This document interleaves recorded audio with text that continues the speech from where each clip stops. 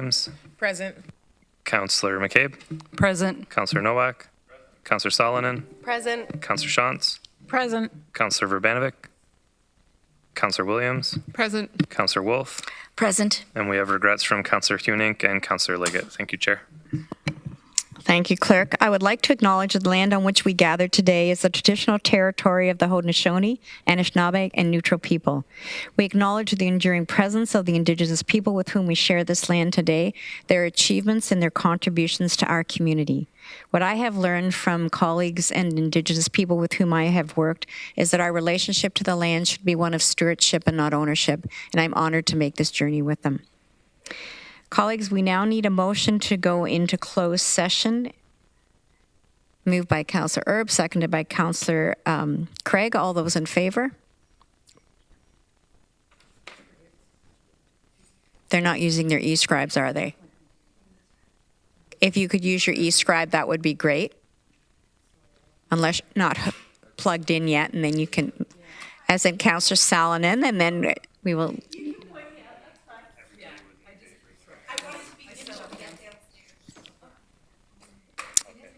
So, colleagues, that is carried. We will reconvene in the Waterloo room for the closed session.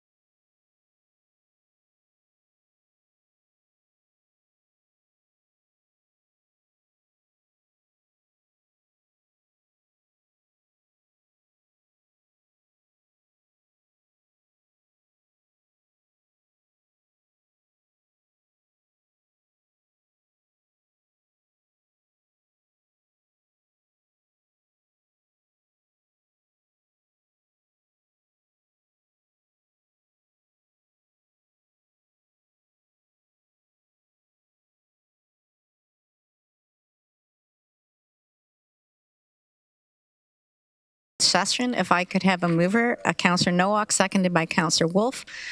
Please use your e-scribe to vote on reconvening in open session.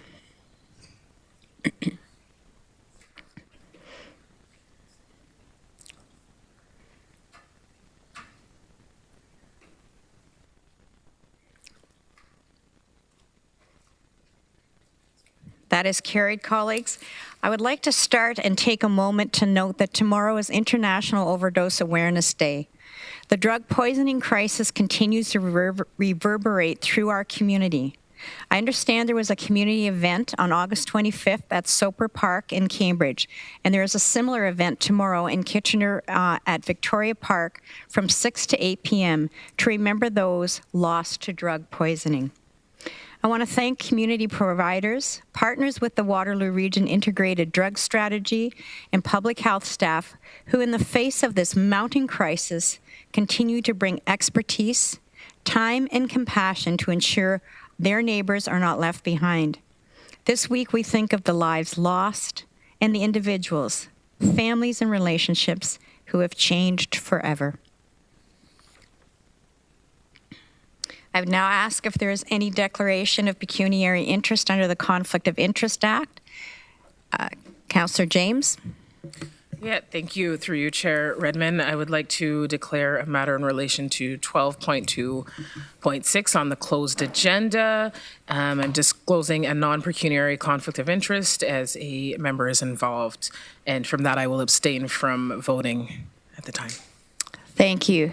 Councillor Harris. Yes, I too have I'd like to declare a direct conflict of interest. I will have to pull the report up. It's stemming from the matter of our committee with the recycling issues, so I'll get the form filled out, and that's because of the nature of my employment. Consulting employment. Thank you. Thank you. I would also note that while Councillor Hunick is unable to attend tonight and has sent her regrets, she declared a conflict on a closed item at the last committee on August 15th due to a close friend's involvement in the project. Councillor Hunick is not here, but will be declaring a conflict of interest at a future meeting. So thank you for that. Colleagues, I have no presentations, no petitions. So we come to delegations. I would like to welcome all the delegations and remind the delegations of some guidelines for participation. For those who are joining us in person, please proceed to the podium when you are called upon to speak. For those who are joining us electronically, please leave your video camera turned off and your microphone audio muted until you are called upon to speak. Delegations who registered before the deadline will have 5 minutes. Delegations who registered after the deadline will have 3 minutes. If you conduct yourself in any of the following manners, it will result in immediate removal from the meeting: interrupting councillors, staff, or other delegations, derogatory statements about councillors, staff, or others, turning your camera on at inappropriate times, and hate speech or defamatory comments. One last reminder for delegations: please do not take offense if following your presentation there are no questions from council. This is council's time to really listen and reflect upon the opinions and ideas shared with us from our community members. First delegation is Donald Schaefer from Kitchener. Donald, I believe you're here in person. Welcome, and you have 5 minutes.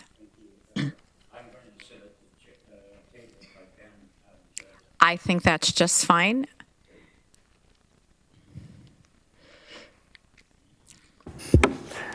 Thank you for having me here tonight. I know several of the council people from past experience.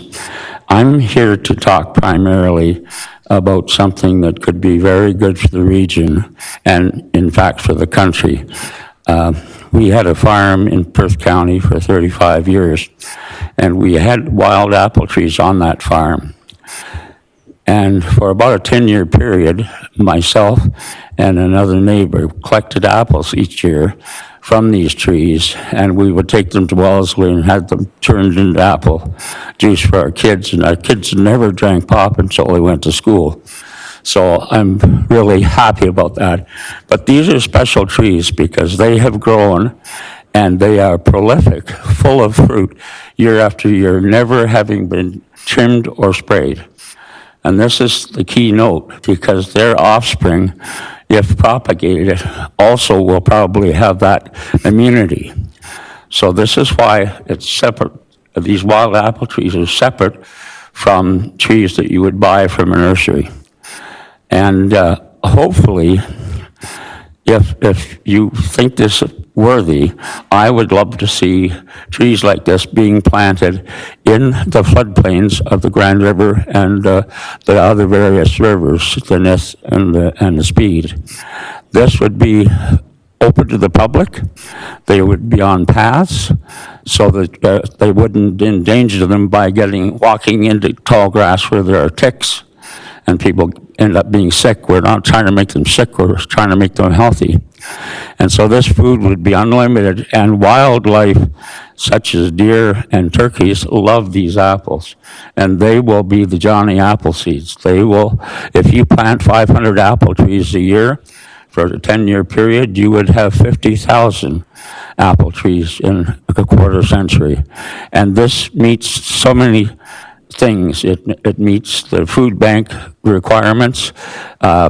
Recent immigrants who are struggling, they often come from countries where they pick fruit off trees all the time. This is what they do. And so they would be welcome to do that. Even seniors who are struggling on a fixed income, if you're down walking on the path, you can pick an apple and eat it. It's for everybody. And it won't cost the region any money ongoing because they don't require pruning or spraying.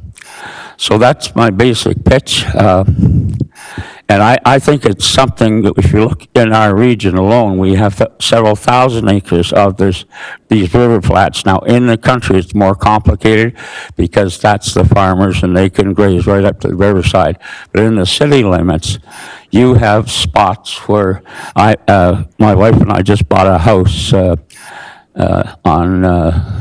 Chandos Drive, which is part of Chicopee.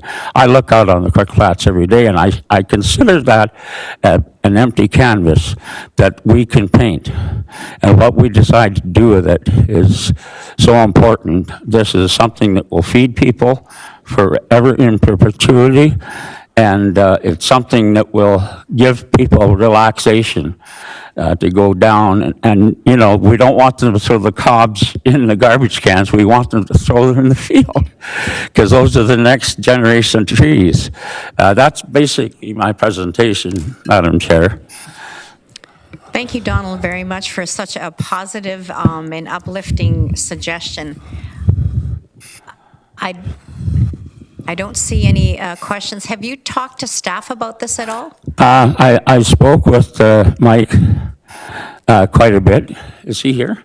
He's behind you. He just raised his hand. We've had conversations, but I'm a Luddite, so I don't do computers very well. And I'm quite proud of that. Because I think there's some awfully bad things on computers, so I stay away from them. But basically, we are so fortunate to have the Grand River Conservation in our area. And they grow trees now that you'd have to talk it through all the way because you don't want them to propagate these seeds in rows where they're going to spray them because that destroys the immunity. They'd have to be grown. But, you know, if they could give out trees, and I see a possibility for young children in schools to adopt trees when they plant them and be able to go back 10 years later when it's bearing fruit and say, my class helped plant that tree. I think these are all positive things because, you know, healthcare and mental wellness are important issues to me. And we don't have to, I think in the future with the smoke this summer, we're not going to be able to go to Algonquin Park at a lot of these places in the Boyle Forest just because of the smoke. And so this is something we can do in our region, uplift the people in our own region. And I think other areas in the country will take this up. I'm quite certain it could go national. I really do. I'm pleased to know you spoke to Mike. I can see him smiling. I think he heard your message, and I believe that Councillor Deutschmann has a question. He was coaching me to say very little, so. Because I've been known to speak quite a lot. Yes, thank you, Madam Chair. Mr. Shaver, thank you for your presentation, but I was just noticing in the description of your presentation that we have in our material here, it talks about increasing the accessibility of nature trails throughout the region. Well, I thought of that, and one thing is they need to be wide enough so the ticks can't get people walking in shorts. And so many people don't realize the danger of ticks, but if you get Lyme disease, it's pretty serious. And so many doctors don't know how to diagnose it. I can go down from a tarred path, but most of our population are over 60, let's face it. And a lot of them have walkers. I'm disabled. So whatever makes it easier to get there is pretty important to me. But these would be planted, these trees, I think, at the top end of the floodplain, where it would be very unusual for it to flood. But I like the idea of having wide paths, because if someone has a stroke or a heart attack, the emergency vehicles have to get to them quickly. And people will die on the trails if it takes 20 minutes or half an hour to walk them out, or, you know. So I'm just thinking that down the road, this is something the better, and where I live, Freeport Sanatorium is just down the street. So I can see people from the sanatorium coming up and seeing them, sit on a bench. Everybody thinks you have to walk fast and break a sweat to do a proper walk. A lot of people think you should sit on a bench and meditate. So, and breathe in the goodness. So there's two schools of thought there. I'm a sitter. I'm not the runner. Right. Thank you, Mr. Shaver. Thank you for that. Yep. Madam Chair, maybe at a future date, are there AODA requirements with respect to trails? Maybe at a future date, we could hear about that. It would have to be done with the approval of Grand River Conservation and their support, but I think that this is land, I love to see land that is seen to be worthless and flip it and make it good. That's a positive. I'm a cup half full guy all the time. I always try to see the positive things. That comes through, and I believe that Councillor Foxton has a question as well. Just a comment, Madam Chair. I sat on GRAC for years, and this is exactly what GRAC does. Every time a municipality has a trailer park, they come to GRAC, and GRAC ensures that it's accessible. Now, that covers trails and parks, but interestingly enough, I don't think it covers GRCA. That's something I'll look into and report back to Council. Thank you very much, Councillor Foxton. So, Mr. Shaver, thank you very much for coming, and glad that you talked to Mike, and we will have some homework as a result of your intervention. So thank you for coming. Thank you very much. Our next delegation is Hanibal Teklehaimanot. Hanibal, welcome. You have 5 minutes.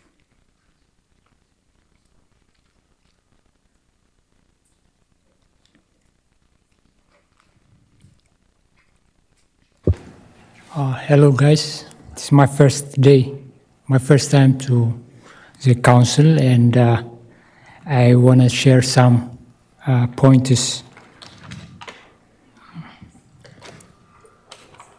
As I have been here for 7 years in Canada, and I have seen very good things here going on, and also, I was thinking some kind of issues to be seen, which are not, from my point of view, they are not being seen, or they didn't get much attention. And as I have here for 7 years, I like number 7, which is big shift or big change in my life, and I have seen diversity of people with different perceptions and ways of living, and I am glad to be here in Canada, and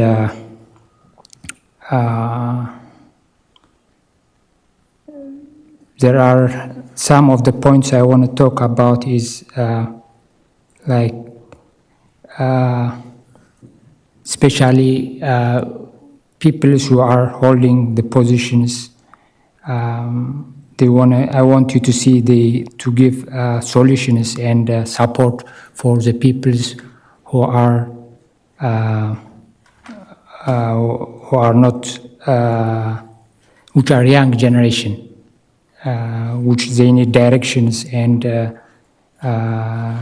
financial situations. I have seen like very good things here going on. It is very good progress, and I have seen some young generations going in the wrong direction, and I haven't seen like good solution for these people, and there is a lack of real education and also lack of things that matters like relationships or money issues, and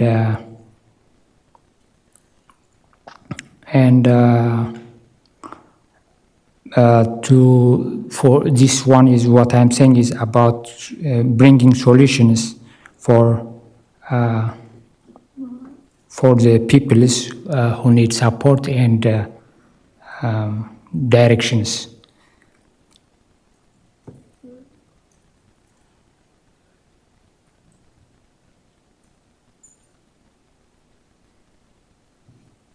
So some of the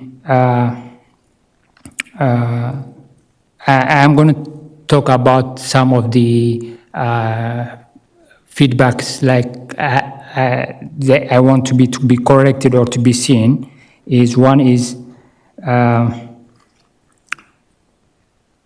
the financial situation is like I have seen like big sharks eating the small fishes like and that want to be solved.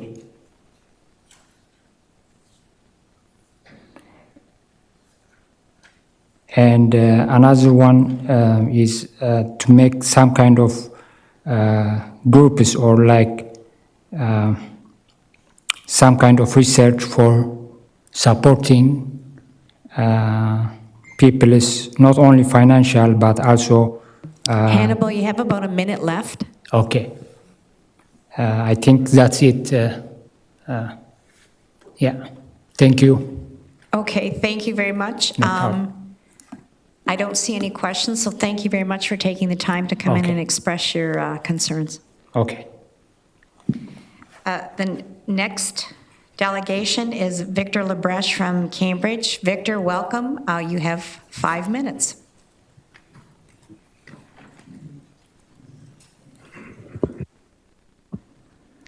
Thank you, Chair Rudman, members of Regional Council.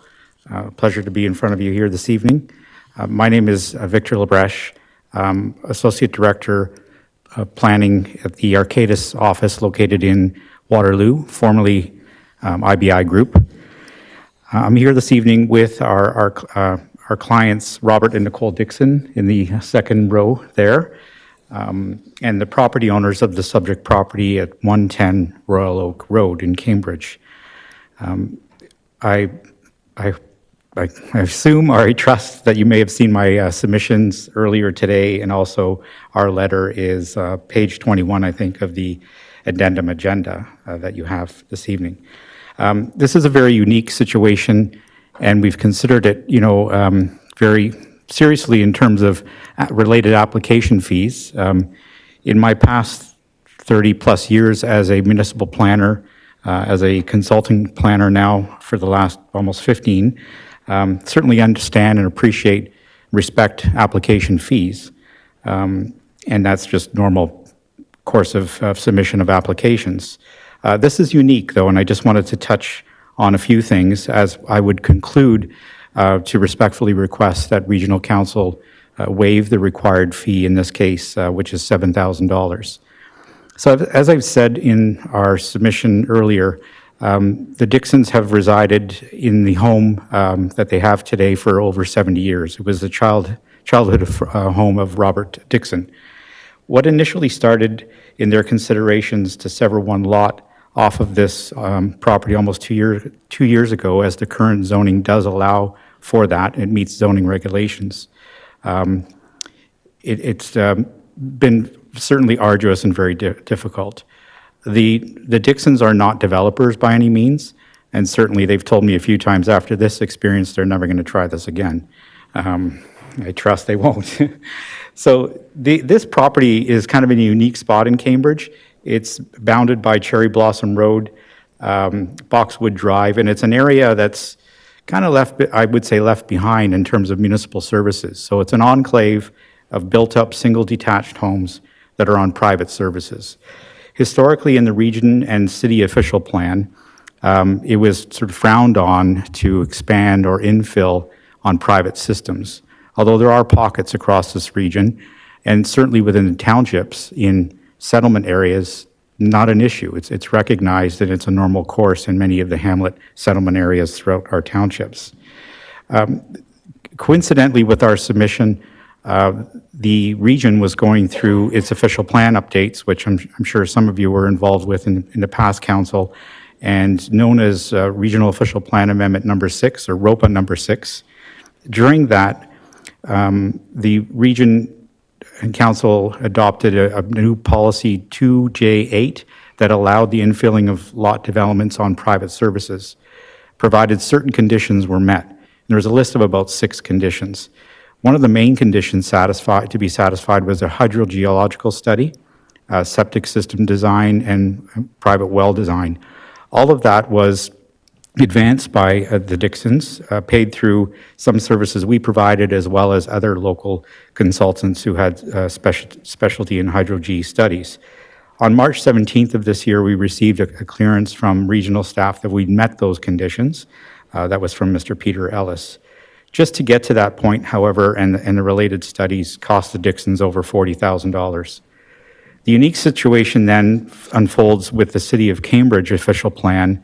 Currently does not have such a policy to allow private service development, even how small it is. Victor, you've got about a minute left. Okay, yes, thank you. And so we technically needed to amend the city's official plan. The official plan at the city must conform with the region's official plan, so staff there acknowledged that. And we petitioned City Council to waive actually their fee of $19,600, which they graciously did in June. The situation we are still faced with, though, is paying sort of what I would call a sign-off rubber stamp of $7,000 for the region to sign off on its policy that's already in place, and they know that the city policy is going to be amended through its official plan amendment over the next year. So that's what we were asking, that in this unique circumstance, council, and respectfully we ask again that it waive this fee because it's complying with a policy that already exists in your plan in any event.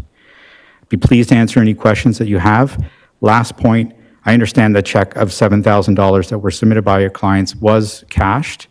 So if you could kindly consider it being waived, I think some instruction to regional finance department to reimburse them would be much appreciated. Thank you. Thank you very much for your presentation and for your documents. I think we've all gotten them in advance. I see no questions at this point in time, so thank you very much. Thank you.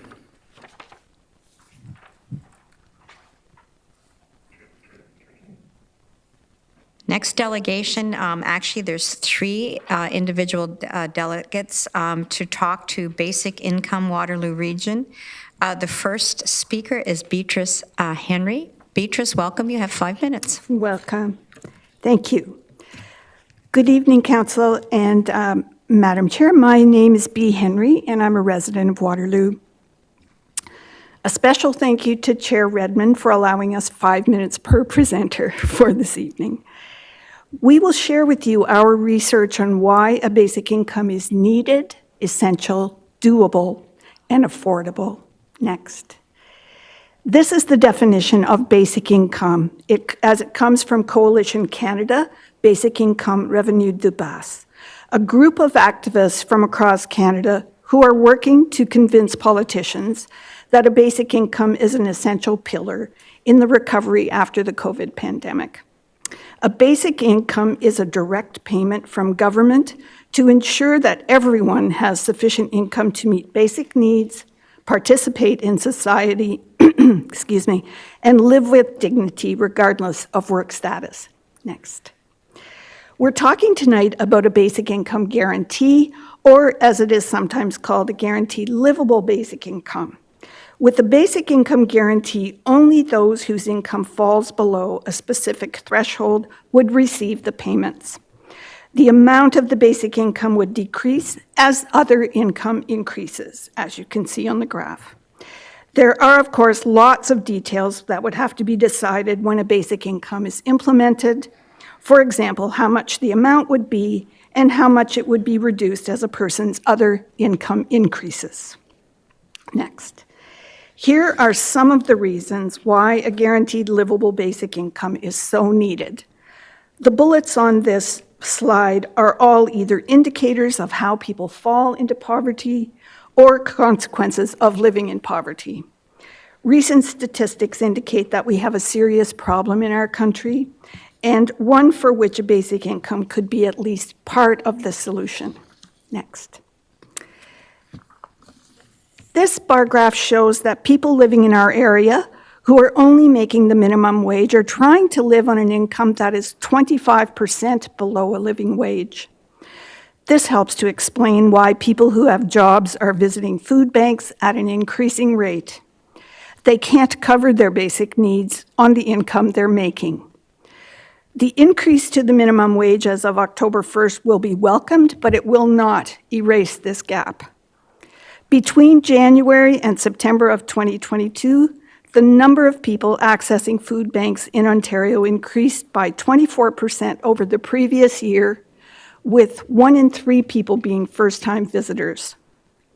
In Waterloo region, the number of unique households accessing food assistance increased 57% between January and March of this year compared to the same quarter in 2022.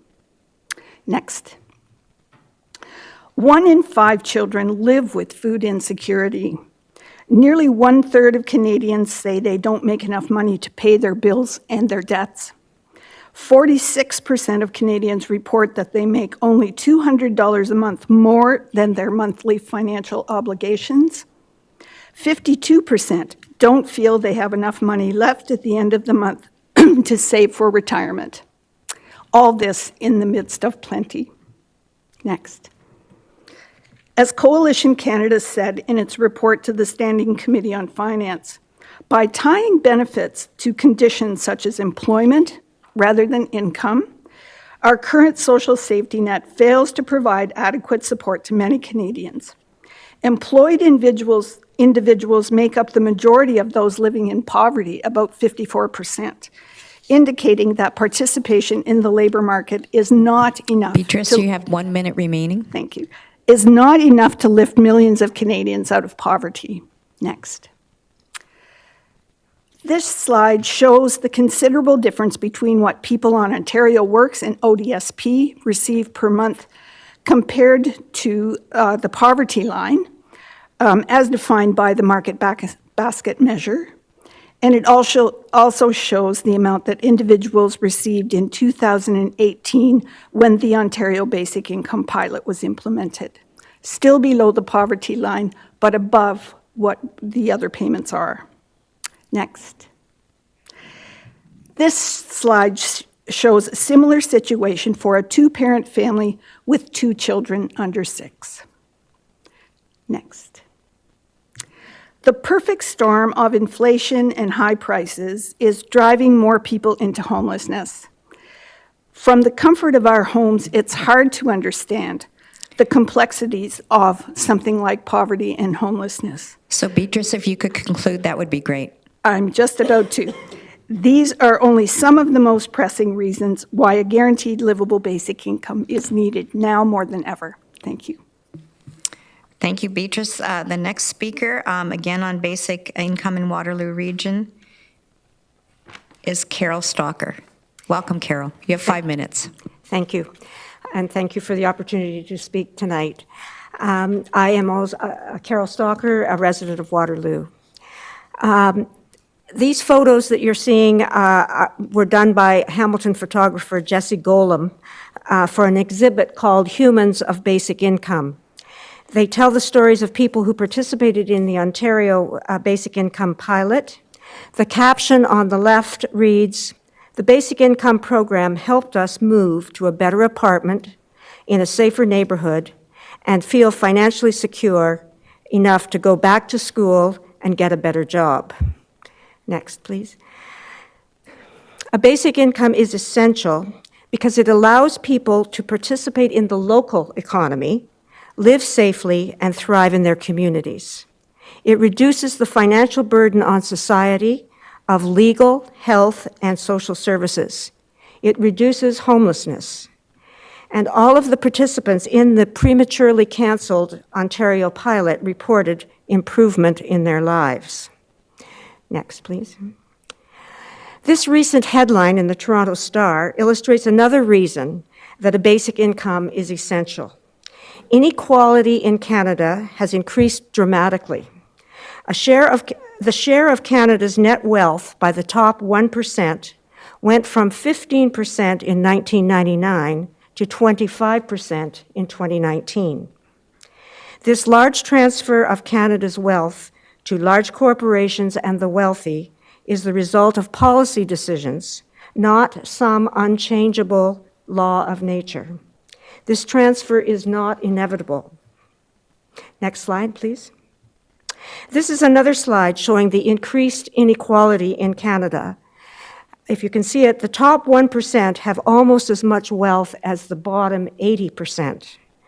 Research shows that pronounced inequality leads to lower long-term GDP growth rates, higher crime rates, poorer public health, increased political inequality, and lower average education levels. Next slide, please. A basic income would save us money in many areas.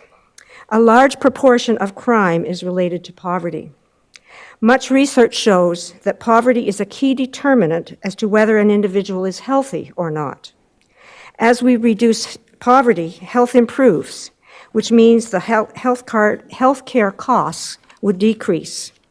There would be less mental illness, fewer emergency room visits, and overall better health. This was demonstrated in the Ontario Basic Income Pilot and in the MinCom experiment in Manitoba back in the 1970s, where it was found that there was an 8.5% decrease in hospital visits. And of course, it would greatly reduce the need for food banks and homeless shelters. The next slide shows the improvement in general health. This is again data collected in the 1 year that the Ontario Basic Income Pilot was allowed to continue. Almost 80% of the recipients of that basic income reported that their general health was improved. And the next slide. And the improvement in mental health was it was over 80% of the participants in that 1 year. Next slide, please. As this one shows, a basic income would improve the lives of Canadians in multiple ways and save our society a lot of money. And the next slide, please. And we know that a basic income is doable. It can be delivered efficiently to those who need it. We saw during the pandemic, where even though the process was flawed because of the need to rush it, I'm talking about less than a minute. We saw how money can be delivered quickly to those most in need. So I will end with this quote from Siegel, please, oh dear, I haven't got it in front of me, but as we know, he died recently, and he was a real pioneer for a basic income in Canada. He talks about how It's ideological to say that you can, pick yourself up where many people don't have the boat. You can talk about the bootstraps, the boots, or the boat that will lift all tides. I'm sorry, I can't quote it exactly. Thank you very much, Carol. I worked with Hugh Siegel, and he was a fine representative of the public. Thank you. Thank you for that. The next speaker is Rob Evans. Welcome, Rob. You have 5 minutes. Thank you.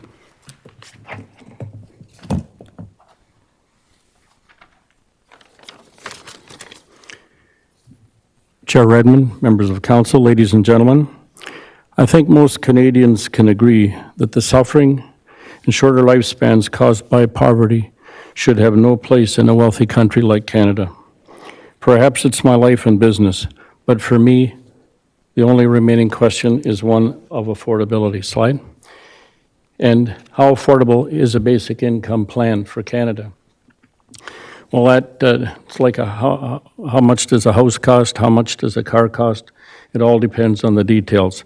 However, the Parliamentary Budget Officer has costed a plan, basic income plan for Canada in $2,022, and based on the provincial model that was piloted, and estimated it would cost a gross cost of $81 billion.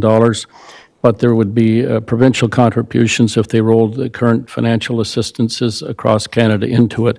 So the net new cost would probably be in the $40 to $50 billion net cost. Slide. So is that affordable? I'd like to introduce you, due to brevity, to 6 sources, in addition to other alternatives, where funds could be found to fully fund it without debt. Slide. And the first one would be an annual wealth tax on the ultra-rich. This would be household wealth over 20 million. It would involve 0.1% of Canadian households. A second area to look at would be a new tax bracket from 3% to 35% for annual taxable incomes over $214,000. So if someone earned $270,000, it would cost a little less than $100 a month. If you earned $3.9 million annually, it would cost $73,000 more. A third area to look at is increase corporate taxes. Corporate taxes, if you study it, have been reduced over the last decades. They're less than half what they used to be. And they were reduced in 2010 from 18% to 15%. If these were brought back to 18%, additional dollars would be found, as well as give consideration to an excess profits tax, where corporations that can arrange their affairs to avoid taxation on the profits of Canada would be taxed. Could we go to the next slide?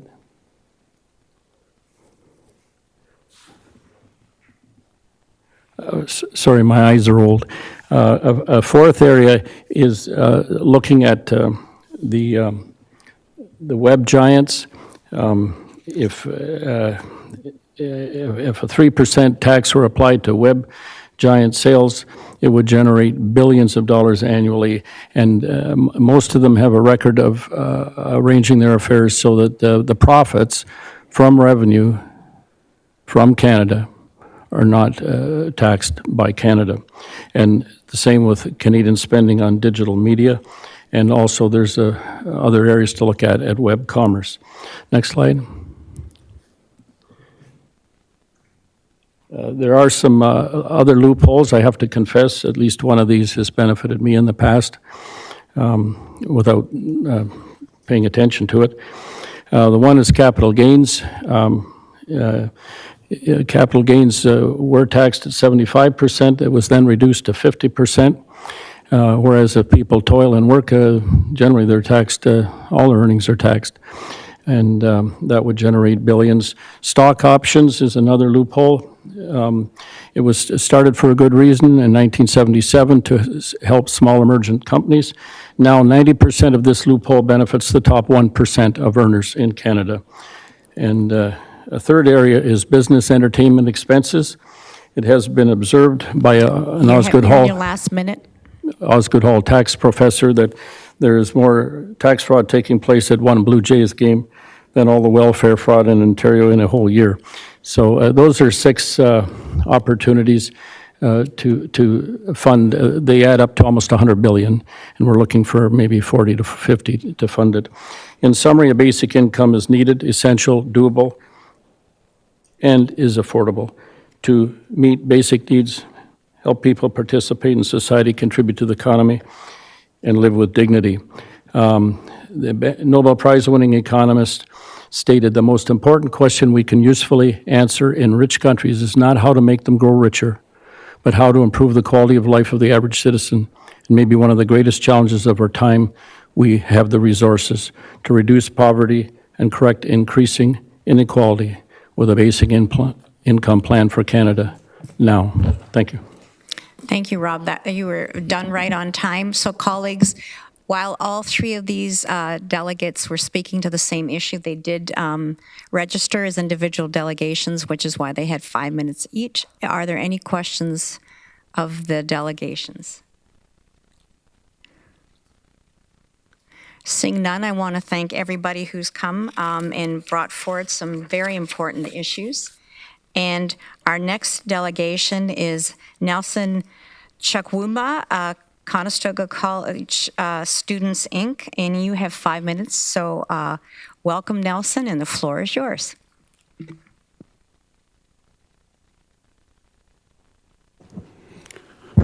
Thank you, Madam Chair. Through the chair, good evening, members of Regional Council. My name is Nelson Chukwuma, and I am the president of Conestoga Students Incorporated, or CSI for short. CSI is the official student association of Conestoga College and represents over 25,000 students across Waterloo region. Our advocacy efforts are guided by the pillars of accountability, affordability, equity, and sustainability, which has brought me here tonight to delegate in favor of the motion to support in principle a UPass for September 2024 and share our appreciation for the work of staff in helping to make transit more equitable and affordable for Conestoga students. For more than a decade, CSI and Conestoga have been building a partnership that has brought many improvements to the student experience, from improving access to points of sale for transit, integrating a bus pass into Conestoga students' IDs, and numerous route improvements. GRT and the region have also benefited from exponential ridership growth that has provided over $15 million in term sale passes since 2012 from Conestoga students to support GRT. Throughout our partnership, we have shared in multiple attempts to make transit more affordable and equitable for students at Conestoga College through the introduction of a UPass program. Although our students voted in favor of a UPass during the 2011 and 2018 referendums, we have not been able to make it happen for various reasons. However, in our partnership to support student transportation, we've recognized our mutual ability to achieve organizational goals.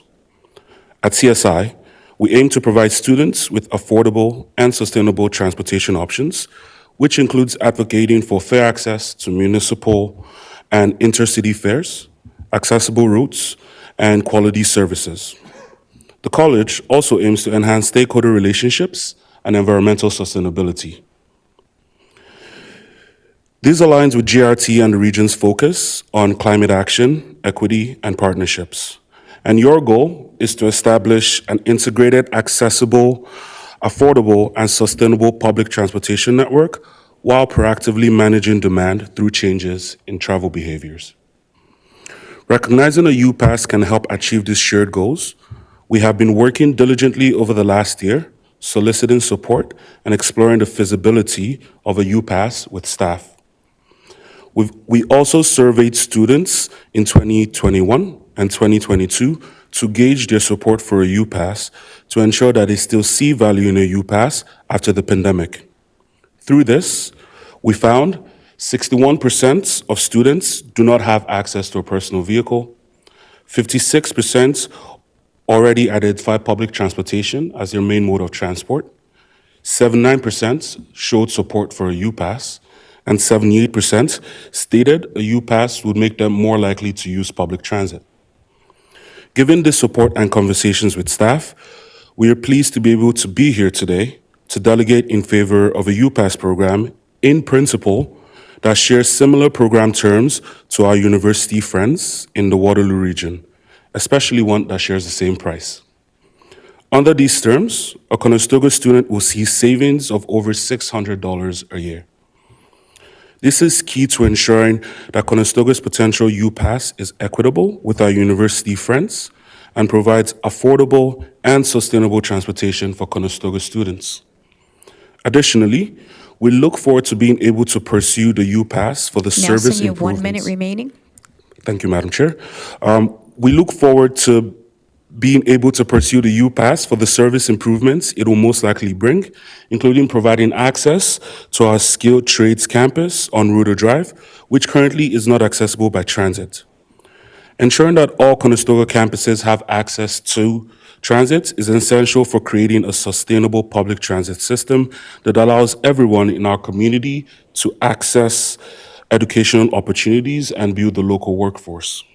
Lastly, we would like to thank Councillor James, Williams, and Deutschmann for previously pledging their support in the last election for making transit more equitable and affordable for Conestoga students and continuing to support it moving forward. Through these relationships and commitments, you demonstrate your dedication to supporting students in our communities, which CSI greatly appreciates. Now, as we continue to advocate for improvement to the student experience, we look forward to building on our existing relationships and forming new relationships with all of you here this evening. I will be happy to answer any questions you may have, and I look forward to continuing to work with the region on transit and many other aspects of the student experience. Nelson, thank you very much for taking the time to come in with this positive message, and Councillor McCabe has a question. Thank you, through you, Chair. Thank you, Nelson, for joining us tonight and for speaking in favor of this, of the U-Pass. Just a question for staff, because when Nelson mentioned that the skilled trade campus in Cambridge is not currently serviced by transit, I was just wondering, because there's significant, the council in the 2023 budget made some significant improvements to service in Cambridge. I'm just wondering if that includes some service to the skilled trade campus in Cambridge. I also, before you answer that, just wanted to say that I'm in Waterloo, and we're certainly happy to have currently about 5,000 students at the Conestoga's campus in Waterloo, yes, which is rapidly growing as well. So happy to have a strong presence of Conestoga College in our city as well. Thank you. It's our pleasure. So I do have one other question for the delegations. So Matthew, do you want to answer this question, or do you want to save it till... Go ahead. I'll save it. Okay, you're safe. Okay, Councillor Vrvanovich, please go ahead. We will come back to staff questions after Council. So Councillor Vrvanovich, please go ahead. Thanks very much, Chair. And I really just wanted to also thank the delegation for coming in this evening and sharing the perspectives of the Conestoga Students Association with us. I couldn't agree more about the need for enhanced transit that is going to benefit Conestoga students at all the campuses throughout the region. As we know, Kitchener's home to two, both the main campus and the one downtown, and then of course the one in Waterloo that was just referenced by Mayor McCabe, and the one in Cambridge. And I think one of the strengths of our community college is the fact that it is welcoming so many students to the community. Colleges, as we all know, originally were designed to just support people within a particular geographic area, and Conestoga has grown in that way, and those students have added so much to our community. And I know student leadership is always a challenge, and I just want to say thank you for the work that you do on behalf of the students, and we look forward to continuing to partner with you. Thank you. Councillor Deutschmann. Thank you, Madam Chair. Thank you, Nelson, for coming in. I know you're here on transit, but I just wanted to ask, we're hearing a lot of stories about the housing situation for students. Can you provide us with a few comments about what's happening in that regard in our community? For us, for CSI, we continue to advocate for housing, and the college has actually been quite receptive to a lot of our advocacy efforts. They've shared with me some of their plans to expand housing. Nothing I can share publicly, of course, but some work is being done, and we continue to advocate both at the federal level, the provincial level, and locally as well with the college. So we'll now go to Matthew. Do you want to answer the question of increased transit accessibility in Cambridge with the improvements from the last budget? I believe that was the framing of the question from Councillor McCabe. Thank you. Through the chair, the answer is, the high-level answer is yes. I know, maybe I can ask Kevin, who's there, because he knows, I think it's Route 72 that's getting improvements to better serve the campus. And I would say we're also, there's a number of service improvements, and you see that in the report, that are coordinated with, should the UPass be approved by the student body, there's a whole set of service improvements that would be implemented. So that would be for September of 2024 when it kicks in. Welcome, Kevin. Hi, thank you. Through the chair, yes. So Matthew has kind of highlighted some of the service improvements we're looking at, are proposing as part of the as part of the 2024 budget process. So we currently have Route 72 serving in the general vicinity of Conestoga's Rotor campus. So as part of our preliminary service review and preparing our budget for this year, and working with our partners at CSI, we've explored some opportunities for how we can adjust that service to better serve the campus area, and getting creative with how we would utilize our existing fleet better. So that's currently a smaller vehicle. We'd be able to use that as a conventional vehicle and moving those resources to another nearby route to better serve the remainder of that unique area too. So the short answer is yes, as part of the upcoming budget process. There's detail outlining as part of what we've called our Conestoga College package for transit service improvements that will be coming your way. So thank you very much, Nelson, for coming, and thank you, Kevin, for providing that level of detail. And I see no more questioners, so thank you very much. And we will now welcome our last delegation who registered after the cutoff, so 3 minutes for Craig Slosh. Craig, are you here in person? I'm here remotely. Hi, welcome, and you have 3 minutes. The floor is yours. Thank you, Madam Chair. Good evening, members of the Region of Waterloo Council. I'm here today to urge you to support Councillor McCabe's motion to redesignate 70 hectares of land from urban to rural, which will maintain the size of the urban area of our region and preserve the integrity of the countryside line.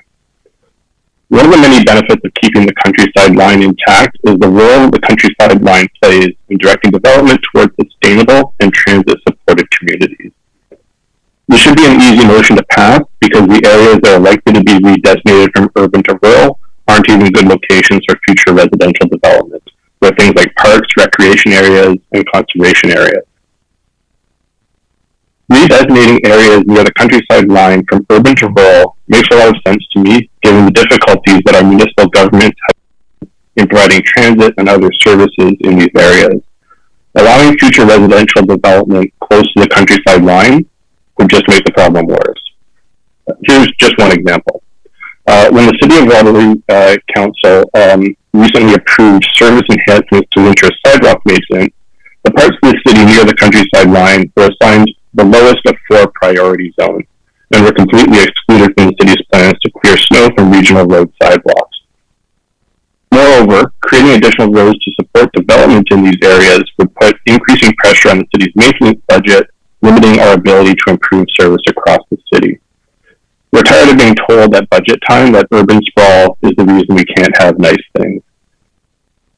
We should be focusing our future development in areas that are already well served by municipalities, both to ensure that our future neighbors can access quality services, but also to ensure that tax revenues are being spent in an efficient and responsible manner. I strongly encourage you to act using the authority that you still have today, and not to fear a provincial government whose approach to making land use decisions has been shown to be deeply flawed. The situation of the Greenbelt has important lessons for us to consider in our own land use planning. The Auditor General has extensively documented the lack of transparency, objectivity, and consultation surrounding the province's decision to redesignate parts of the Greenbelt for development. You have less We are than seeing echoes of this. Sorry? You have less than a minute, just so you know. Okay. All right, we are seeing echoes of this here when the provincial government arbitrarily adds a 70-hectare farm to the urban area without following the process set out in the official plan policies. The provincial government is mired in scandal. Its land use decisions are tainted by corruption. Seeing what happened to the Greenbelt, I have zero confidence that the province's decision to compromise the countryside line was made with integrity. You may not be able to reverse that decision, but you can mitigate the damage and stand up for our region by supporting Councillor McCabe's motion. Thank you for your time. Thank you very much, Craig. I see no questions. Thank you for adhering to your timeline. I see no more delegations. Councillor Erb, go ahead. It's not directed to the delegations. It's a point of information I'd like to bring up, if it's okay. Is it of staff? No. I just, for the benefit of Mr. Labreche and Mr. and Mrs. Dixon, who he is representing, if they're not aware of the procedure, I think it's fair to let them know that because there was no action taken by council, that there's going to be no action taken on the request, is my understanding. There was no motion. And so that, just so that they understand that and aren't thinking that there's going to be maybe something happening later in the meeting, in fairness to them. Thank you very much for that clarification. Councillor Bravanovich? Thanks, Chair Redmond.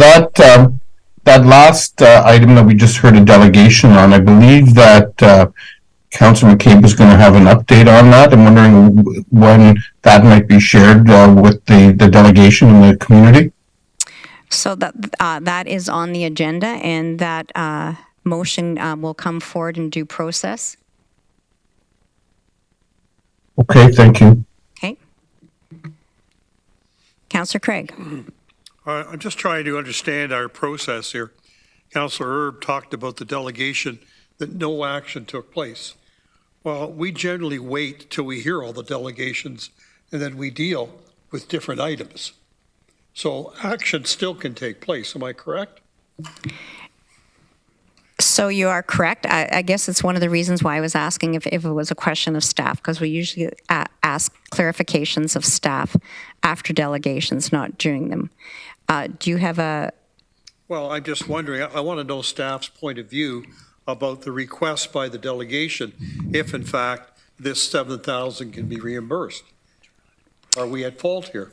Not at fault, but can we Okay, so I would reframe it and say, Councillor Craig, that you're looking for some clarification and input from staff on the delegation's request to waive the $7,000 That's exactly fee. what I was saying. Absolutely. Mr. Regier? Yeah, through you, Chair Redmond. Our bylaws do not allow for the waiver of fees the way it apparently does in the city of Cambridge. I wasn't aware of the situation in Cambridge, but our bylaws relating to planning fees do not contemplate this this request. Councillor Craig? So we can't, is what you're saying. I'm understanding that by our bylaws? Well, I'm not in a position to provide an interpretation of the bylaws, but it's not within the scope of our fees and charges schedule, and we, to my knowledge, haven't done it in the. I don't think we've done it. Period. But I could be wrong about that. So is it fair to request further information to come back from staff, framing this as a larger issue? It's a peculiar situation. That we haven't seen something like this to some extent. So I would like it to come back, Madam Chair. And let the delegation know when it's coming back. Well, the delegation is sitting here, so I would ask staff to bring a report back, and we could contact Mr. Labreche and the delegation to let them know when that would come back. Yeah, I'd like to be copied on that. Thank you very much. So I see no further speakers. So again, thank you to all the delegations that took time to come forward and express their concerns and their interests. It's very important input for council to hear as a body. I would now ask for a motion to approve the minutes from the previous meetings as listed. It's 9.1 through 9.9. If I could have a mover and a seconder. Moved by Councillor Salonen, seconded by Councillor James. Please use your e-scribe to indicate your support or lack thereof.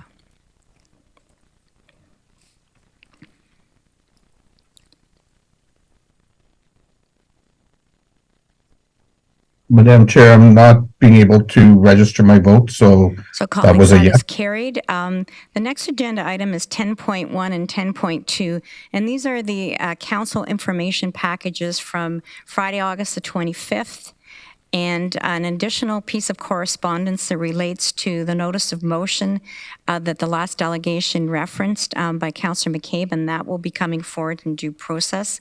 So I just draw those to your attention and ask if there are any questions or comments anybody wants to make at this time. Seeing none, we need a motion to go into the Committee of Whole to consider reports. That is moved by Councillor Nowak, seconded by Councillor Erb. Please use your e-scribe to indicate your support.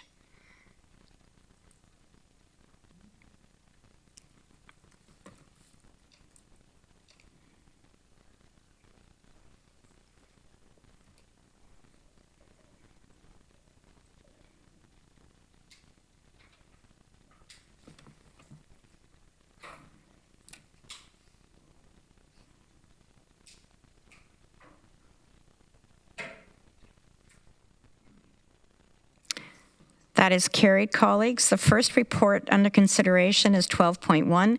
It is a finance reports. And these go 12.1.1 through to 12.1.5. If I could have a mover and a seconder. Moved by Councillor Craig, seconded by Councillor Williams. Please use e-scribe to indicate your support.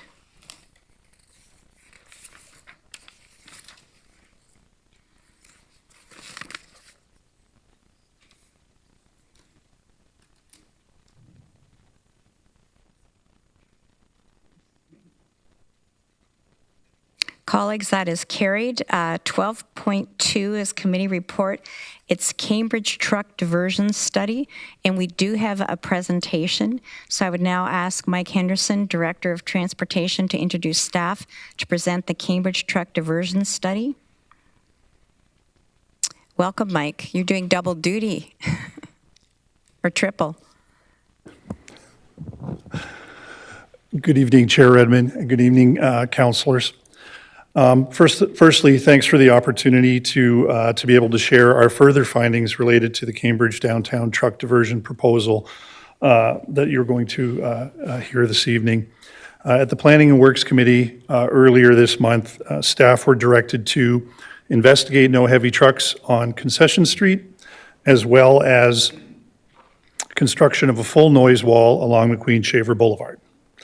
Our transportation planning team were able to complete both of these tasks, in addition to providing hopefully some further clarification related to our rationale for maintaining truck access on Ainslie Street between Concession Street to the north and Water Street to the south. These noise assessment findings are also consistent with our previous direction from Council from April of 2022 that indicated the region of Waterloo defer the McQueen Shaver noise issue subsequent to the truck diversion study requested by the City of Cambridge and staff assessment of the independent noise study submitted. So we've completed that task, thankfully. At this point, I'm pleased to introduce Cornell Mucci, our Manager of Transportation Planning, who will take you through these details and updated recommendations. Thank you.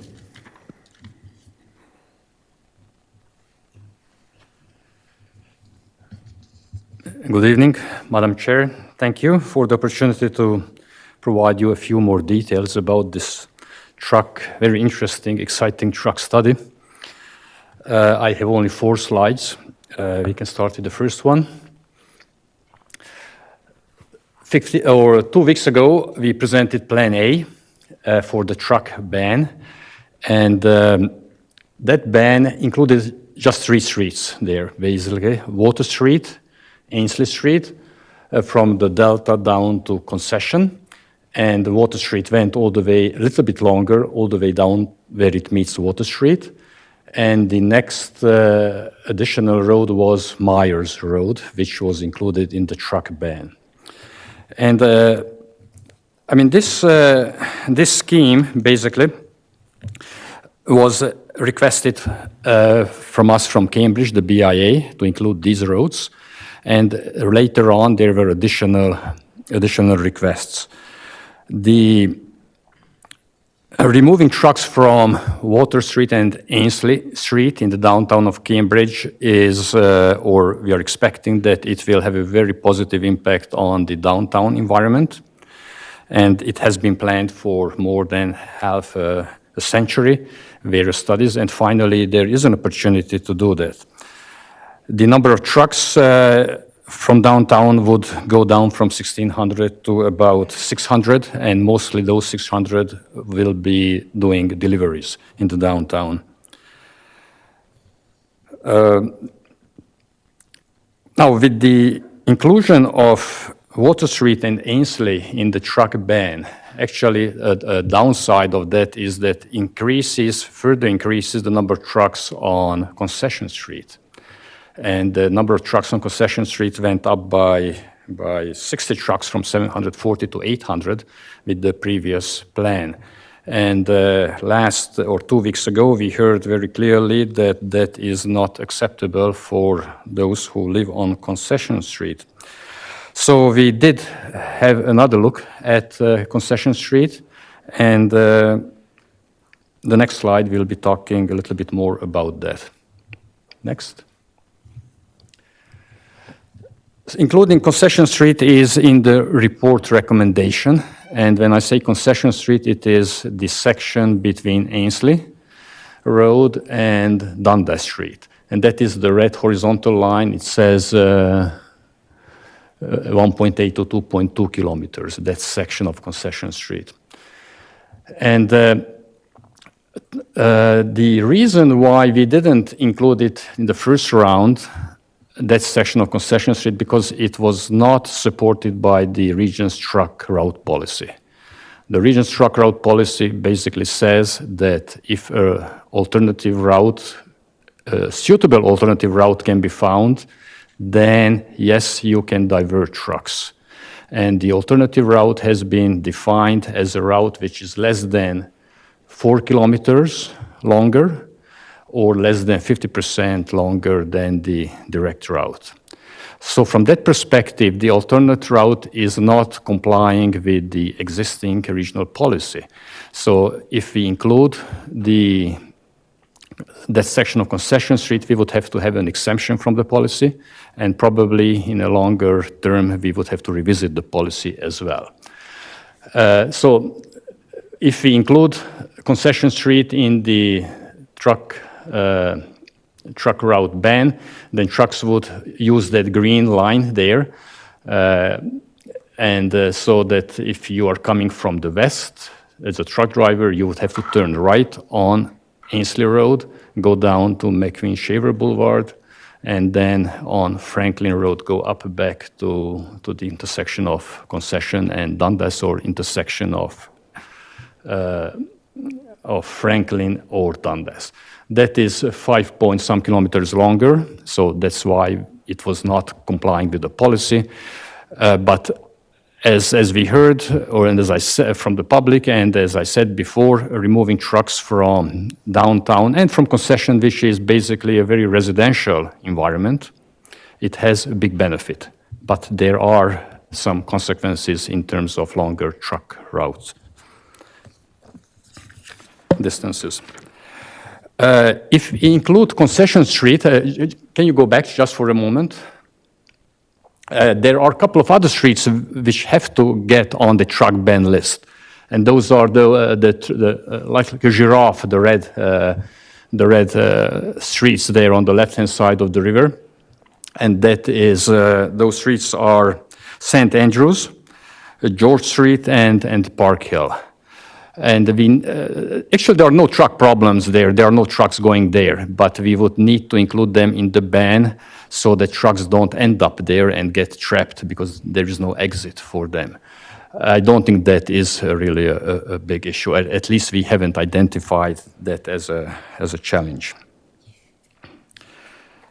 Okay, next slide, please. So in terms of considerations, if there is a good thing about having more trucks on the street on McQueen Shaver Boulevard, and that is that actually the noise wall would be warranted for the entire section. The truck numbers are 800 additional trucks, which will bring the decibel levels above the 60 decibels, which is the threshold. So the truck or the noise wall issue in terms of supported by policy is not an issue from that perspective. As I just mentioned, in terms of truck policy, we need a council's exception to include concession, exception from the policy. And because it is expected, we are expecting that there will be similar situations in the region, and we cannot, or probably it's not a good idea to use always exceptions. Probably we would need to revisit the truck route policy and see when it makes sense to identify an alternate route as an acceptable route. By removing trucks from concession, there is a section of concession road which is 4-lane cross-section. There is opportunity to improve the active transportation facilities. We have seen from the delegation last time the very unfriendly sidewalks there, actually, which are very substandard. So we would be looking at those opportunities as well. I have to share with you the risks of including that section of concession.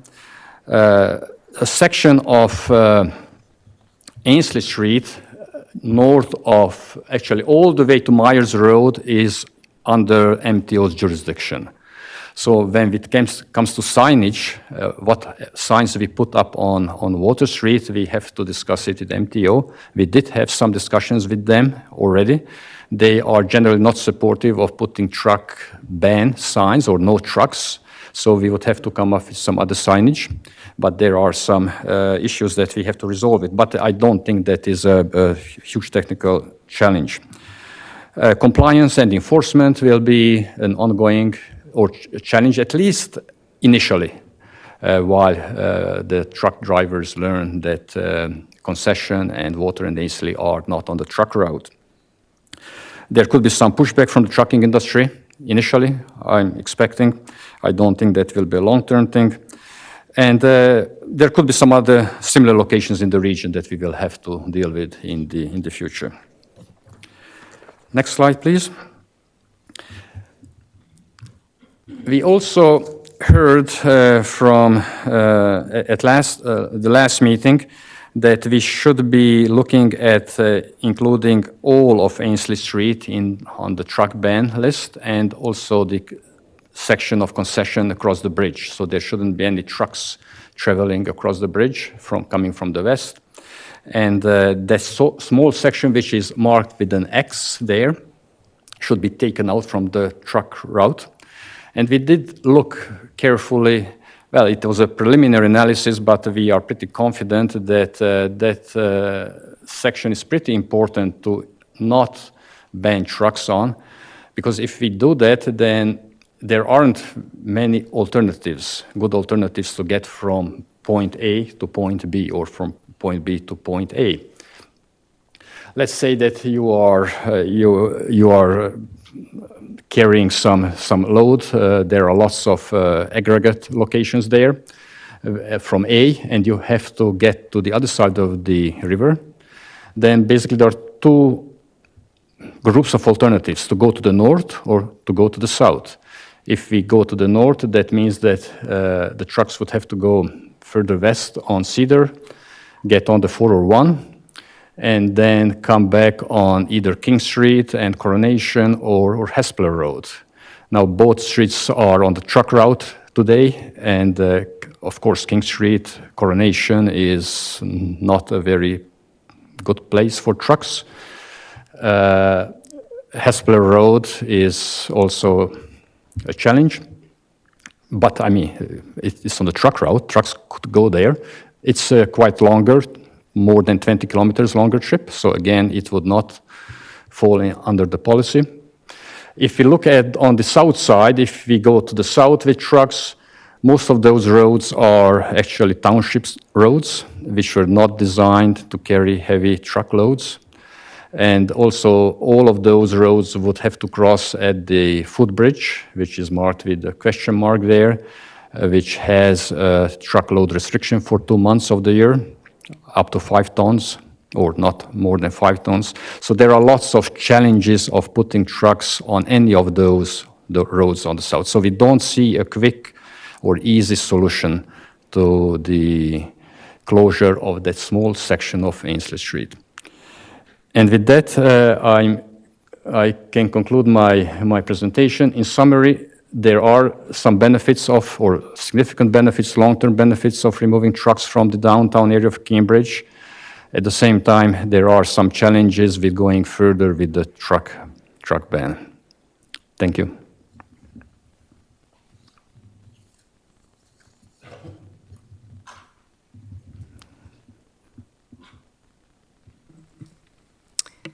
Thank you very much. Are there any questions? Councillor Wolf.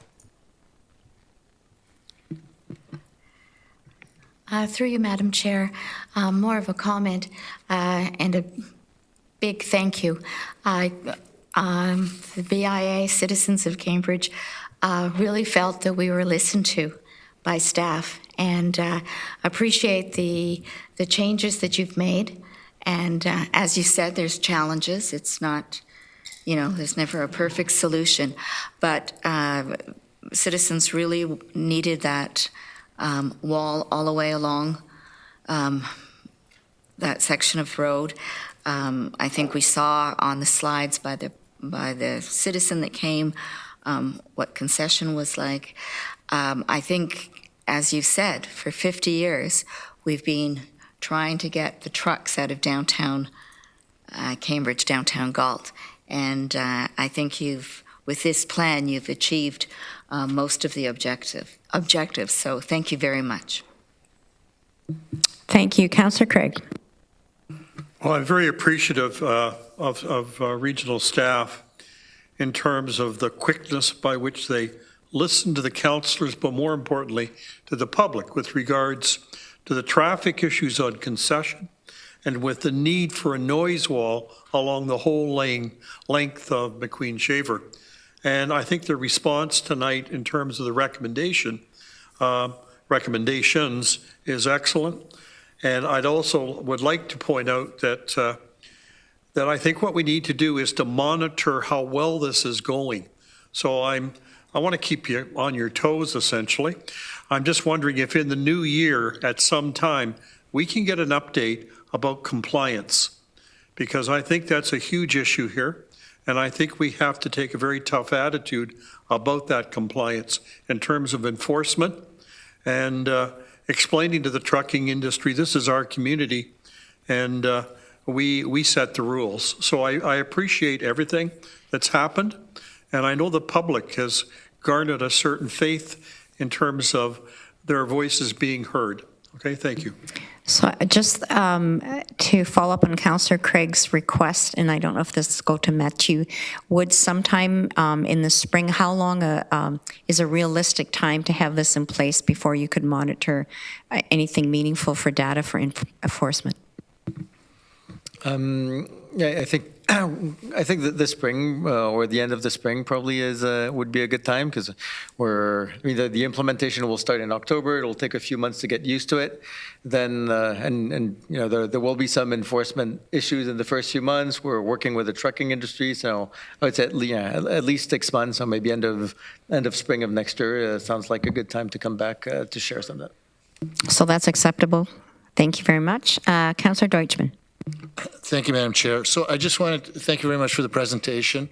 I just wanted to confirm, as on page 5 of that is not part of this change that would divert possibly trucks over footbridge. We're not doing that change, correct? Correct. Okay. If we keep that small section of Ainsley on the truck route network, then we are not looking at trucks diverting to the footbridge or anywhere else. Because if we did, the region would have to take over footbridge because... and many other roads, yes. perhaps. Thank you. Councillor Williams. Thank you very much for the presentation. It gave me lots of information and things to think about. I'm really glad that we're looking into this because I think it's something that Cambridge has really wanted for a long time. So I'm very happy to see this going forward. I'm just kind of wondering about, is there a mechanism for mitigation that's built in? Because you said there could be potential issues, and I know Doug said that we would be looking at monitoring later on. But I was just wondering if it would need to come back to council or like for more input from Cambridge and from us, or would it just be something that staff would be able to deal with on an ongoing basis?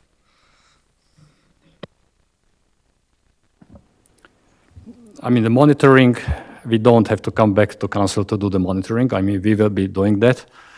And also before we start the ban, we will be notifying the trucking industry and find the ways how to influence the driver behavior by connecting to Google as well.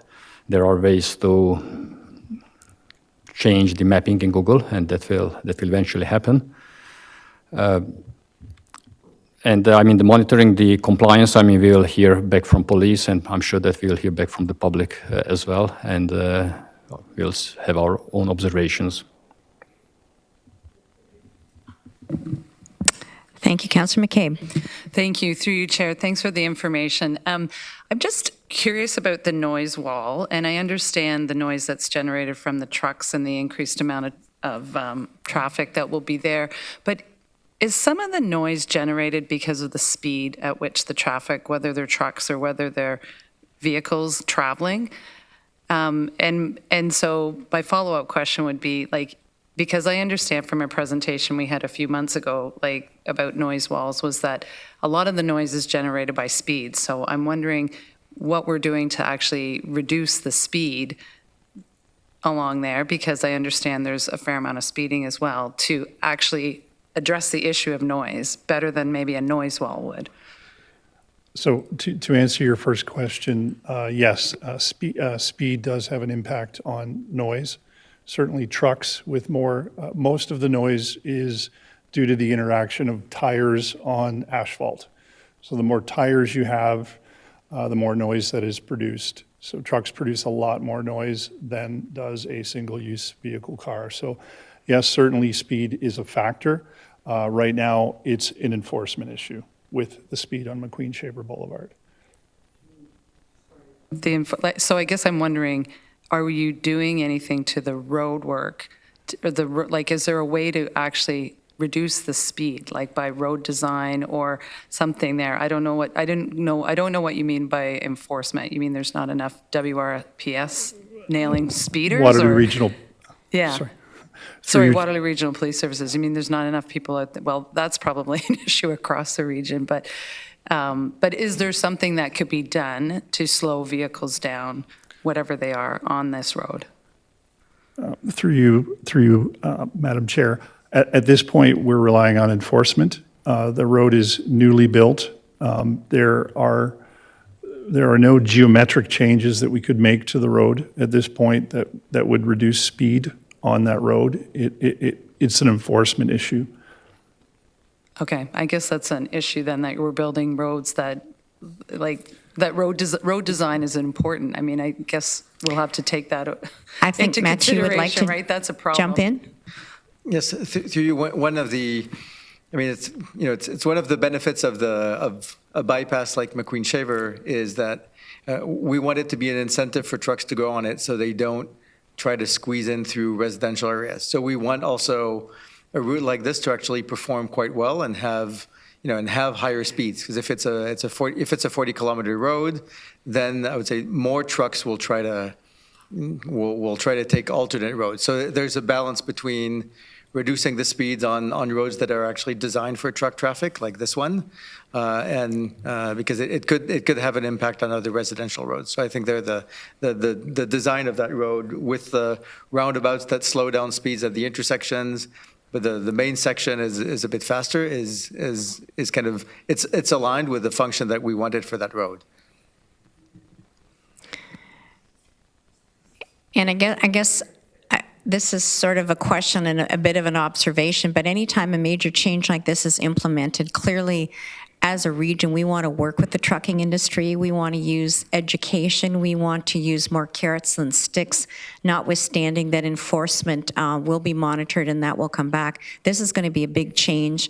And as Councillor Wolf said, this is long overdue. This is something the citizens of Cambridge have wanted for decades, but the implementation will take time, I would assume.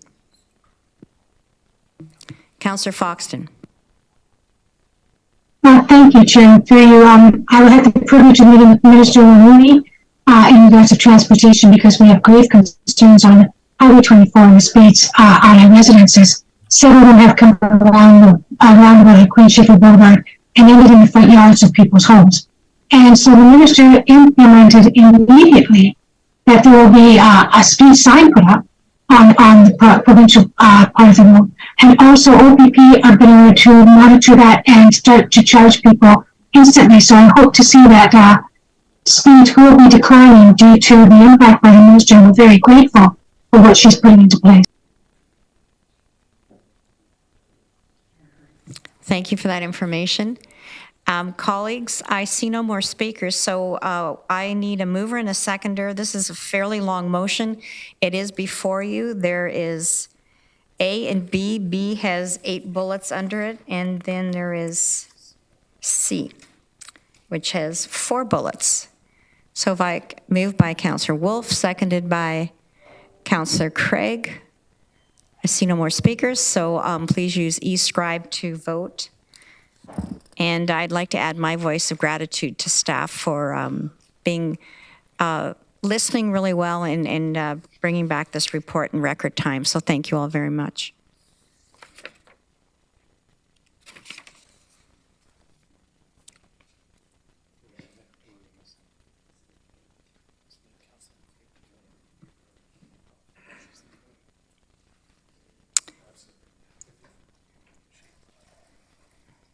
So that is carried.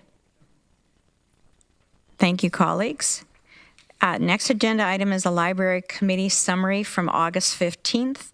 And there is a motion that the Regional Municipality of Waterloo approve the conversion of the Breslau Satellite Branch to a full-service library branch located in the lower level of the Breslau Community Center as outlined in a report dated August 15th, 2023. That is moved enthusiastically by Councillor Shantz. Did you want to speak to it? Just to say thank you. It's been a long time coming, and I'm sure the community will be thrilled. Do we have a seconder? Moved by Councillor Nowak. Please use e-scribe to vote on this motion.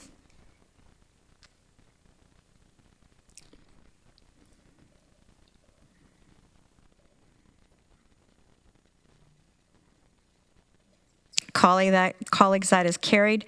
The next item is Administration and Finance Summary, August 15th. And this motion has 6 parts to it. If I could have a mover. Councillor Williams, seconded by Councillor James. Please use your e-scribe to vote. It's up in front of you.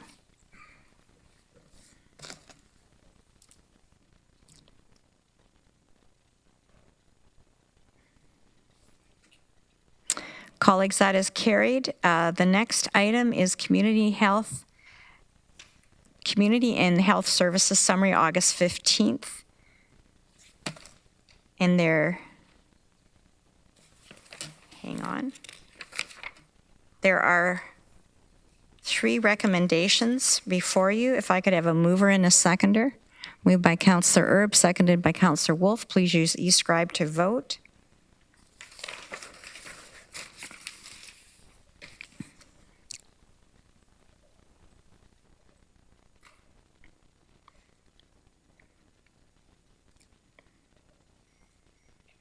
That is carried, colleagues. The next item is Planning and Work Summary, August 15th, 2023.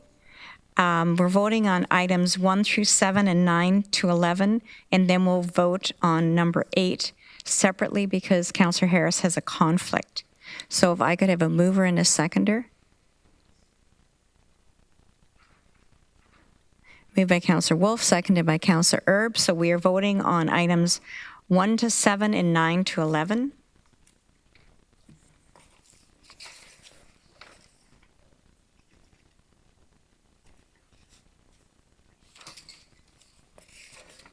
That is carried, colleagues. We will now vote on item 8.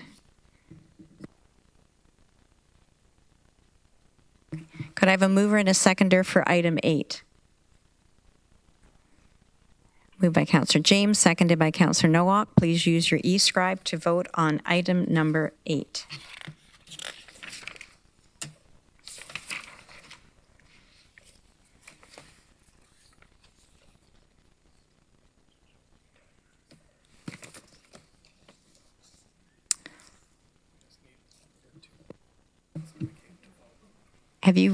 So who has not voted yet?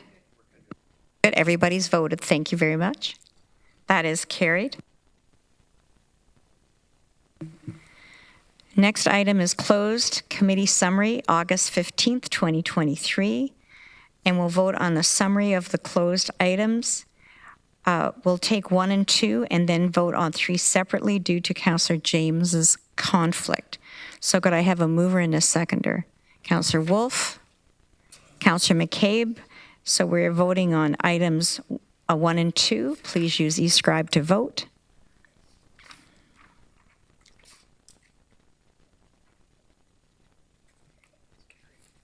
That is carried, colleagues. Could I have a mover and a seconder for item number 3?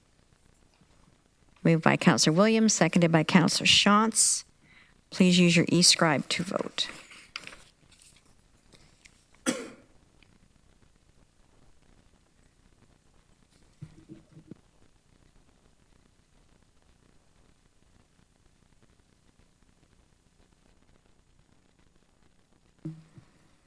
Colleagues, that is carried.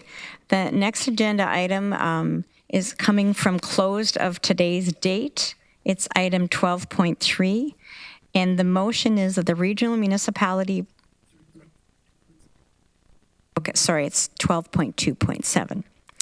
That the regional municipality of Waterloo approve a tentative memorandum of settlement for the region's office, clerical, and technical staff represented by CUPE Local 1883 for the period of July 1st, 2023 to June 30th, 2026, as outlined in a report HRC-LRE-23-006. If I could have a mover, moved by Councillor Salonen, seconded by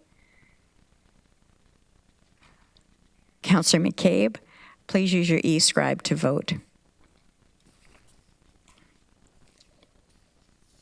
I'm slightly chuckling because I have councillors on one side pointing at councillors on the other side. That is carried, colleagues.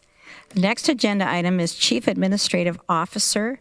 This is the CAO Corporate Strategic Plan 2023 to 2027. 7 amendments, and I'll turn it over to Mr. Lochner. Thank you very much, Chair. I'm pleased to speak to Council tonight on the next item, our new strategic plan for the next 5 years. It was only 2 weeks ago that we presented the draft plan to you at Admin and Finance Committee, which was a culmination of many, many months of extensive community and staff engagement and data analysis. As a staff team, we're really grateful for council's support and leadership throughout this process. The plan presented to you tonight is reflective of an incredibly ambitious council, community, and partners who want to work together to ensure that as Waterloo Region grows, it grows with care and intentionality over the coming years as we hit nearly 1 million residents. Staff have taken your advice from the last committee meeting and incorporated edits as outlined in the report. As your CAO, I'm very proud of where we're landing as an organization and as a community.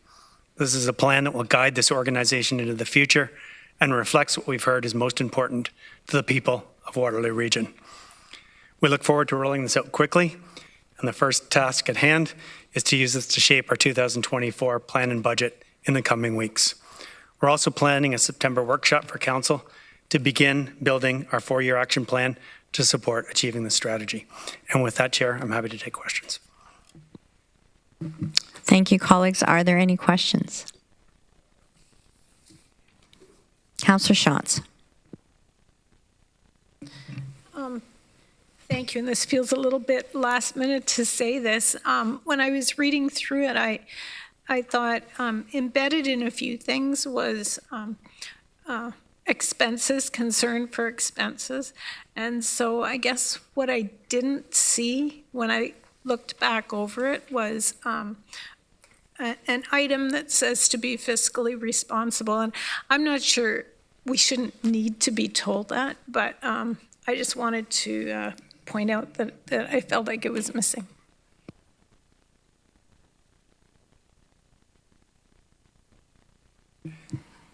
Was that somewhat rhetorical, or would you like a response?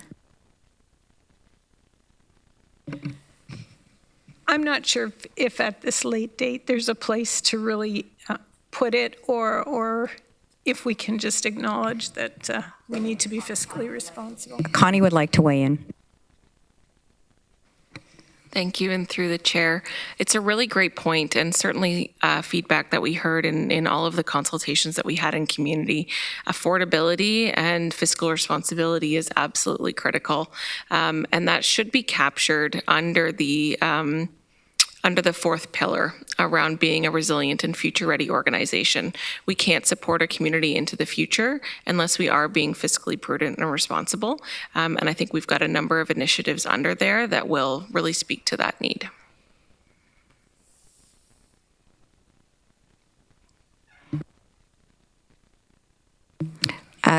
Councillor Salonen.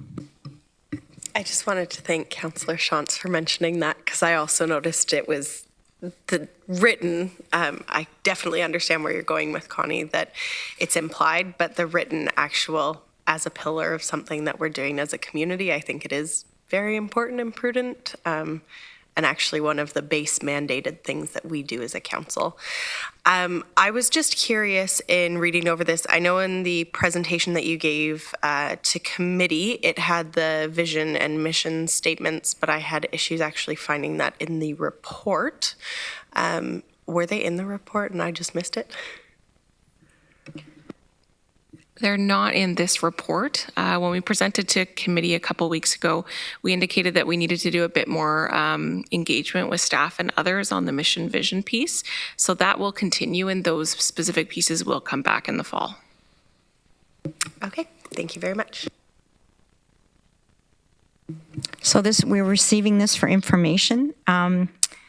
So thank you for incredible amount of hard work, and I personally was really pleased to see that it was built on a lot of the community input that we already had, and I think that kind of engagement really bodes well for us getting it right through the long term. The next item is Board of Health, a verbal update. I'll call on Dr. Wong, Commissioner of Public Health and Paramedic Services, for an update on COVID-19 status. Welcome, Dr. Wong. Thank you, Chair Redmond. Good evening, Council. So we are seeing a slight increase in COVID-19 in our wastewater data, similar to what is happening in other parts of the province. As we head into the fall and spend more time indoors, we can expect this increasing trend to continue. The wastewater signal continues to be dominated by XBB and its sublineages, and will be monitored for the emergence of new variants. There are a number of new variants currently circulating globally, none of which have been associated to date with increased severity. Updated boosters of the COVID-19 vaccine that will target the XBB, Omicron subvariants, have been most common, will be available in the fall, along with the influenza vaccine. We recommend people get vaccinated once this fall booster becomes available to maximize protection for the upcoming fall and winter respiratory season.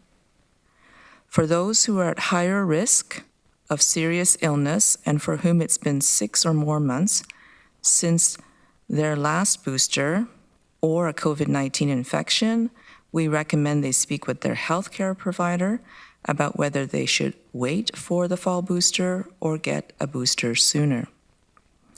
And finally, going back to school is also a good time to make sure that your child's vaccinations are up to date, so parents can check with their healthcare provider or public health and book an appointment to get vaccinated if their child is not up to date. Thank you. Thank you, Dr. Wong. Are there any questions? Takes me back to the days when we met every morning and talked about COVID-19. Thank you, Dr. Wong. And I just really want to reflect on how important I think monitoring that water and wastewater is. It's very egalitarian because we all flush. So I think those kind of stats really tell us an awful lot. Councillor Erb? Sorry, I was slow hitting the switch, Madam Chair. Dr. Wong, we anticipate that we'll be able to use the same number of sites for people getting the injections with private practices and at 99 Regina, or will that have to be increased? No, we're gonna build on the infrastructure that was built over time. There were a lot of places that we ended up being able to get the vaccine from, including a lot of pharmacies, some family practices, of course, public health clinics, both clinics at our offices as well as out in the neighborhoods through the mobile bus. And so we're going to continue with that. We're obviously, planning to be able to increase our capacity, when the vaccine, both the new fall booster as well as the annual flu vaccine becomes available, because we anticipate that there'll be a good number of people who will want to get it once it arrives, right? And so we're going to ramp up our capacity for that, but maintain a certain level of capacity throughout the fall and winter as well. One more, if I may. You said that people of higher risk should be speaking early to their healthcare provider. So would the booster be available now or no? The booster that's currently available and has been available for the last few months is still available, but the new booster incorporating the most recent variants will only become available this fall. I don't have an exact time in the fall, but I anticipate around the time the influenza vaccine will become available as well. Thank you. Thank you very much. Thank you for the update, and thank you for the questions, Councillor Erb. I see no other questions. Colleagues, other matters under Committee of the Whole. We need a motion for the Committee of Whole to rise and Council to resume. If I could have a mover. Councillor Vrvanovich, I understand you were raising your hand and I wasn't seeing you. Would you like to move this? Sure, if you want me to. Okay, and it's seconded by Councillor Foxton. Please use your icons to vote.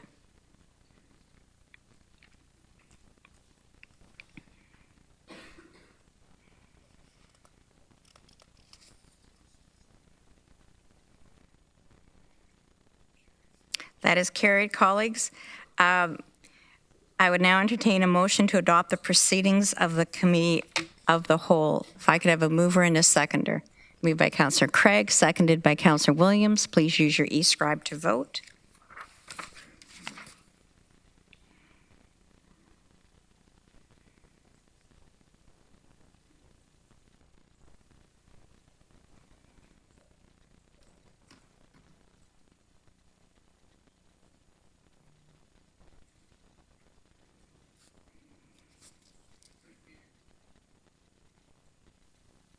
It's overwhelmingly carried. Thank you, colleagues.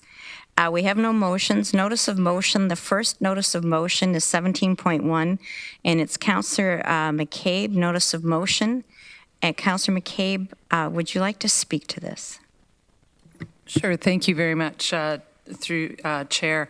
I did want to, before I make some comments, I just wanted to ask, because there was the number of letters that came in, there was a question that was asked about, is there any authority the region has to adjust the countryside line without creating an appeal to the province? That was a question that I think was asked of Mr. Regier. So I just want to kind of put that on the record. Rod, would you like to respond? Through you, Chair Redmond, because the proposal would be to remove land from the urban area, it would require an official plan amendment, which would be subject to appeal. So. Thank you. So, Graham, do you want to add anything, or? Oh. Okay. Councillor McCabe? Okay, so thank you for that. I would say the short answer for that is that no, the region does not have the authority. It doesn't have the authority to adjust it. So I just want to say thanks to Sam Nabby, Matt Rodriguez, people from Hold the Line that took it upon themselves to submit letters regarding this, because I think they made it really clear that our community's preference is that we do keep a really good distinction between our urban areas and we maintain a vibrant rural area. And I think people certainly have been very clear that that the wish had been that additional 70 hectares hadn't been breached. But we do know that we've got enough land in our official plan through ROPA 6 to build the houses that we need to 2050. There was hundreds of additional acres land and added in land that needs to be serviced prior to it being able to be developed. So. And I think I do, and I think my colleagues understand the need to intensify our neighborhoods, and that building more housing and housing applications are being approved in Waterloo region. So the spirit and intent of my motion was not that it would be to appeal ROPA 6. It was not that we would be ask the region to buy land or anything like that. It was the spirit and intent of my motion was about finding natural heritage areas, wetlands, woodlots, areas like that that required additional protection from development. So I was really disappointed with the staff report, because I don't think it reflected really what I was intending to do. But be that as it may, Bill 23 is transitioning land use planning authority to local municipalities. So I'm going to withdraw this motion, and I will reintroduce it at the City of Waterloo, where I'm very confident I'll have the support of the Waterloo Council and staff. And I hope that in our other local municipalities, like the cities, Kitchener and Cambridge, pass similar motions to add additional protection to land like natural heritage areas, wetlands, and things like that. So I don't know if there's anything more I need to do to withdraw that motion. So you're not moving it? So I'm not moving it. Okay. So Thank you. We will not deal with it, and we'll go on to 17.2. Councillor Shantz? Just to say, Councillor McCabe suggested the city should put some extra protections in place on land, and I can say that the Township of Woolwich has done that a number of years ago to protect our parkland, and so yes, it's very easy to do at that level. Thank you. Seeing no further speakers, we will go on to 17.2, Councillor Wolf's notice of motion. Councillor Wolf, would you like to move it, and do you have a seconder, and then you could speak to it? Yes, moved by myself, seconded by Councillor Craig. Thank you. Would you like to speak to it? Do you want me to not read it? Well, it's very long. It's written for everybody to see, so I think we would all appreciate if you would just Right. Maybe just read give us a concise the actual motion as Okay. opposed to the whereases. All right. Therefore, be it resolved that the region of Waterloo asks the provincial government to increase social assistance rates for both OW and ODSP to reflect the costs of living and to these rates and tie these rates to inflation. B, that the region of Waterloo supports the concept of a guaranteed livable basic income to combat poverty, income inequality, and economic insecurity. C, that the region of Waterloo calls on the provincial and federal governments to collaborate to implement a national guaranteed livable basic income program. And D, that the Regional Council directs the Regional Chair to write a letter to the Prime Minister, local members of Parliament, and the Senate and the Premier of Ontario, local members of the Legislative Assembly of Ontario, calling on these orders of government to work collaboratively towards implementing a national guaranteed livable basic income to eradicate poverty and homelessness, and through their representatives, ensure and everyone in Canada has sufficient income to meet their basic needs. And E, that the region of Waterloo encourages other cities and regions to advocate for a guaranteed livable basic income to their MPs, MPPs, and at both Association of Municipalities of Ontario, AMO, and the Federation of Canadian Municipalities, FCM. And speaking to that motion? First of all, I would like to thank the three delegates, B, Carol, and Rob, who have spoken tonight in favor of this motion, and the many other groups and individuals who see guaranteed basic living income as a viable and more effective tool of reducing poverty. I also wish to apologize for the many whereases. I had many people collaborate to write this motion, so we included many facts which we felt relevant to the motion. At the region, our staff have had the heartbreaking job of administrating OW payments, which they know all too well recipients cannot hope to live on. In Kitchener, a one-bedroom apartment is renting for over $1,900 a month, and a single person on OW receives $733 a month to cover rent and basic needs. Until recently, most of the clients at food banks were on OW. Now, because of high rents and other high costs, many fully employed people are joining them to access the food bank. Every day, we are seeing more and more people become homeless. We need to do something that is effective immediately to stem this tide of evictions. Most people are in favor of ending child poverty. It should be obvious that the only way to do this is to end parent poverty. We must stop thinking people choose to be poor and stop making rules about receiving help punitive and judgmental.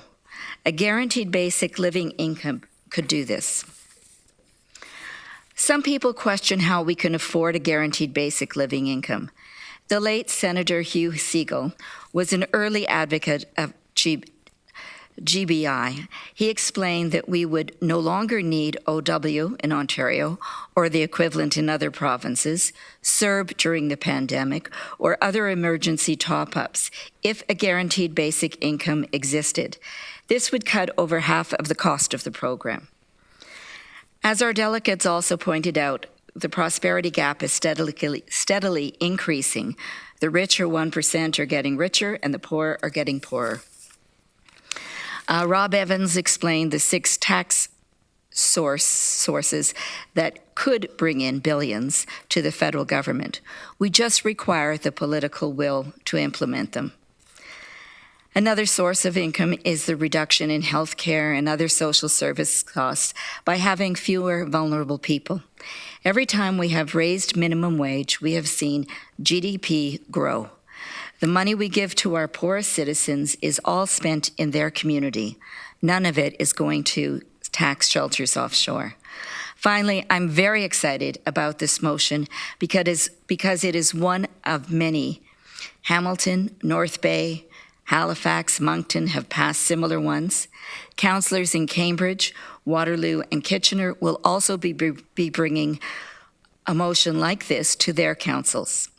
I believe that if the federal and provincial governments see there is a grassroots desire to try something different to eradicate poverty, they will not be afraid to act. I hope this council can support this motion and take the first step to encourage reducing poverty in our region. Thank you. So thank you, Councillor Wolf. I do appreciate your apology for the number of whereases, because I am not a fan of whereases. I know. I learned that from Rob. Whereas sometimes can be see what ifs. Councillor Craig, as the seconder of this motion, did you want to speak to it? Well, thank you, Madam Chair. It's I think reading the whereases might have been a bit shorter than your speech, Councillor Wolf. But anyways, no, I really appreciate Councillor Wolf for the numerous times in the past and today in the present, you know, talking about issues in the community that have an overall impact on a number of people that simply don't have a voice. And my experience with Councillor Wolf has been that she's always been that voice. That's gone on for years. And I think what she is suggesting is to bring an alertness to the different levels of government. It may be a very small sound we're making, but you amplify it by a number of different communities saying the same thing, and it does have an impact. So I'm very appreciative and I'm very supportive of where this is going, and I hope Council will support it.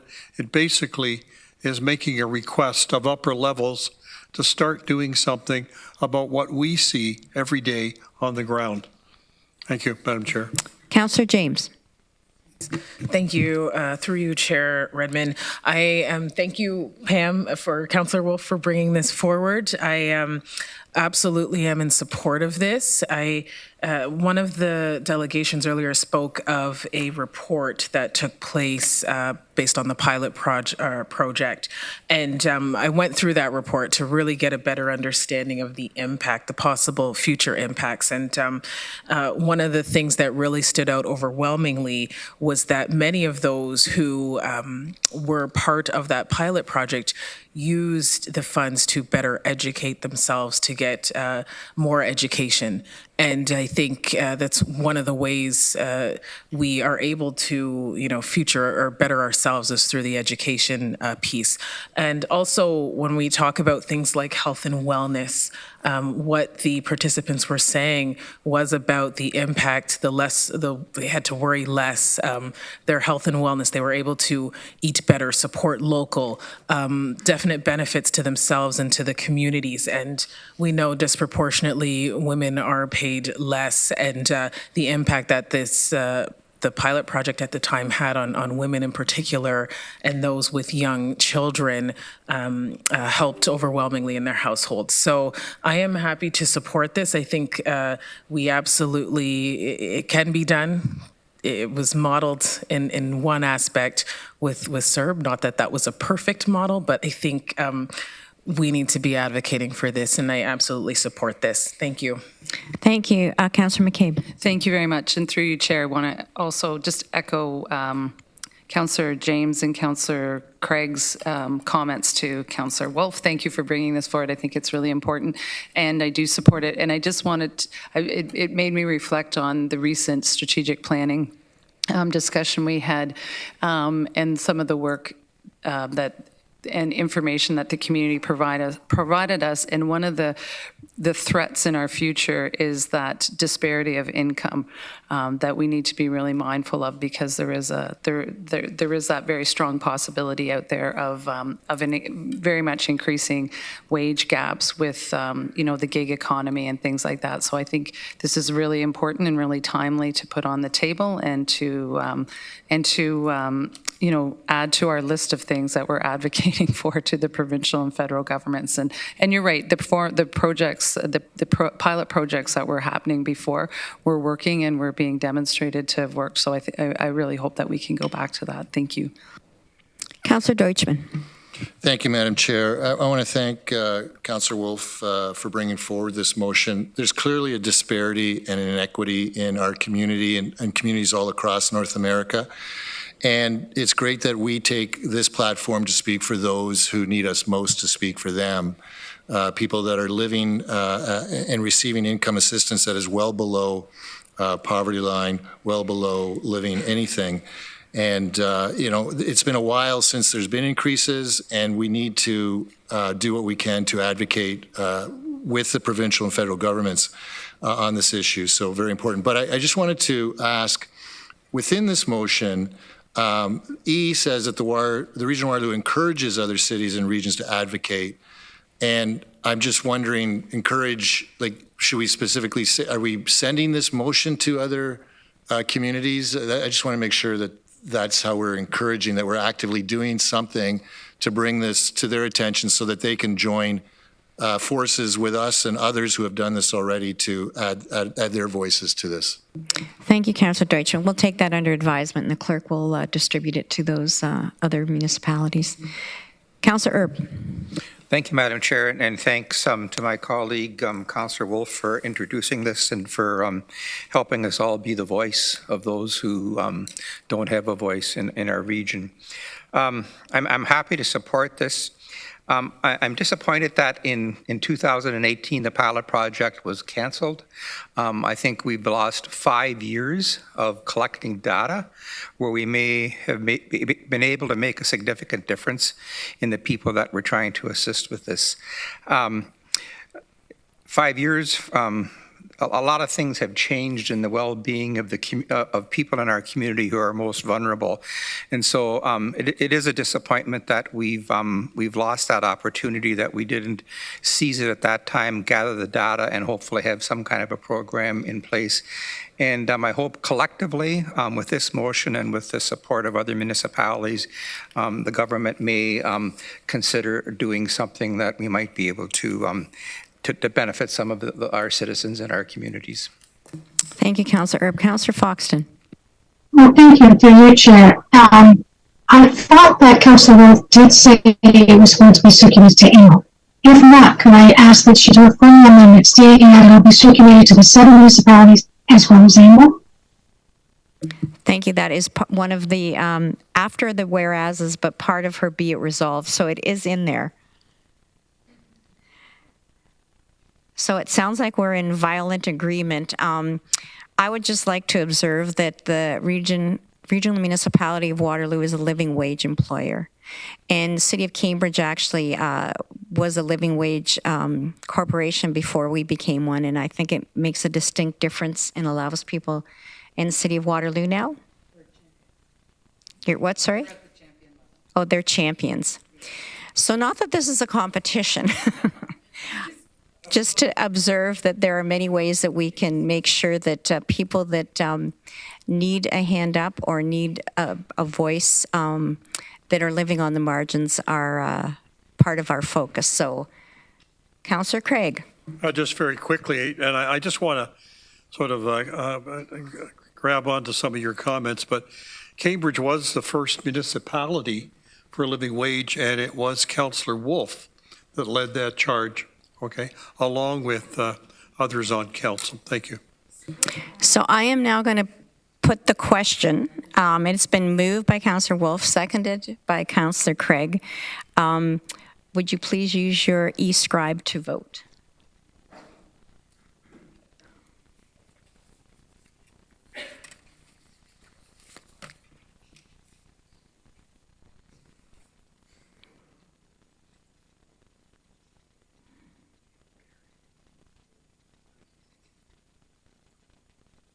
Madam Chair, I'm not getting the vote, so I'm voting yes. That is passed, colleagues, unanimously for everybody in attendance. That's great to see. I have no unfinished business. Is there other business? Councillor James. Thank you, through you, Chair Redmond. I just want to loop back to a delegation we had earlier today. Mr. Hanibal, I had an opportunity to speak with him before he left this evening to get a better understanding of his delegation around financial inequities. And he's given me permission to just speak a little bit about his delegation. And his concern was around the lack of being able to find employment and being educated at one of our fine institutions here, Conestoga College, and sending numerous resumes out and not hearing back. And he's got a background in the STEM fields. And his situation is not unique. There are quite a few individuals who are struggling due to lack of being able to find employment.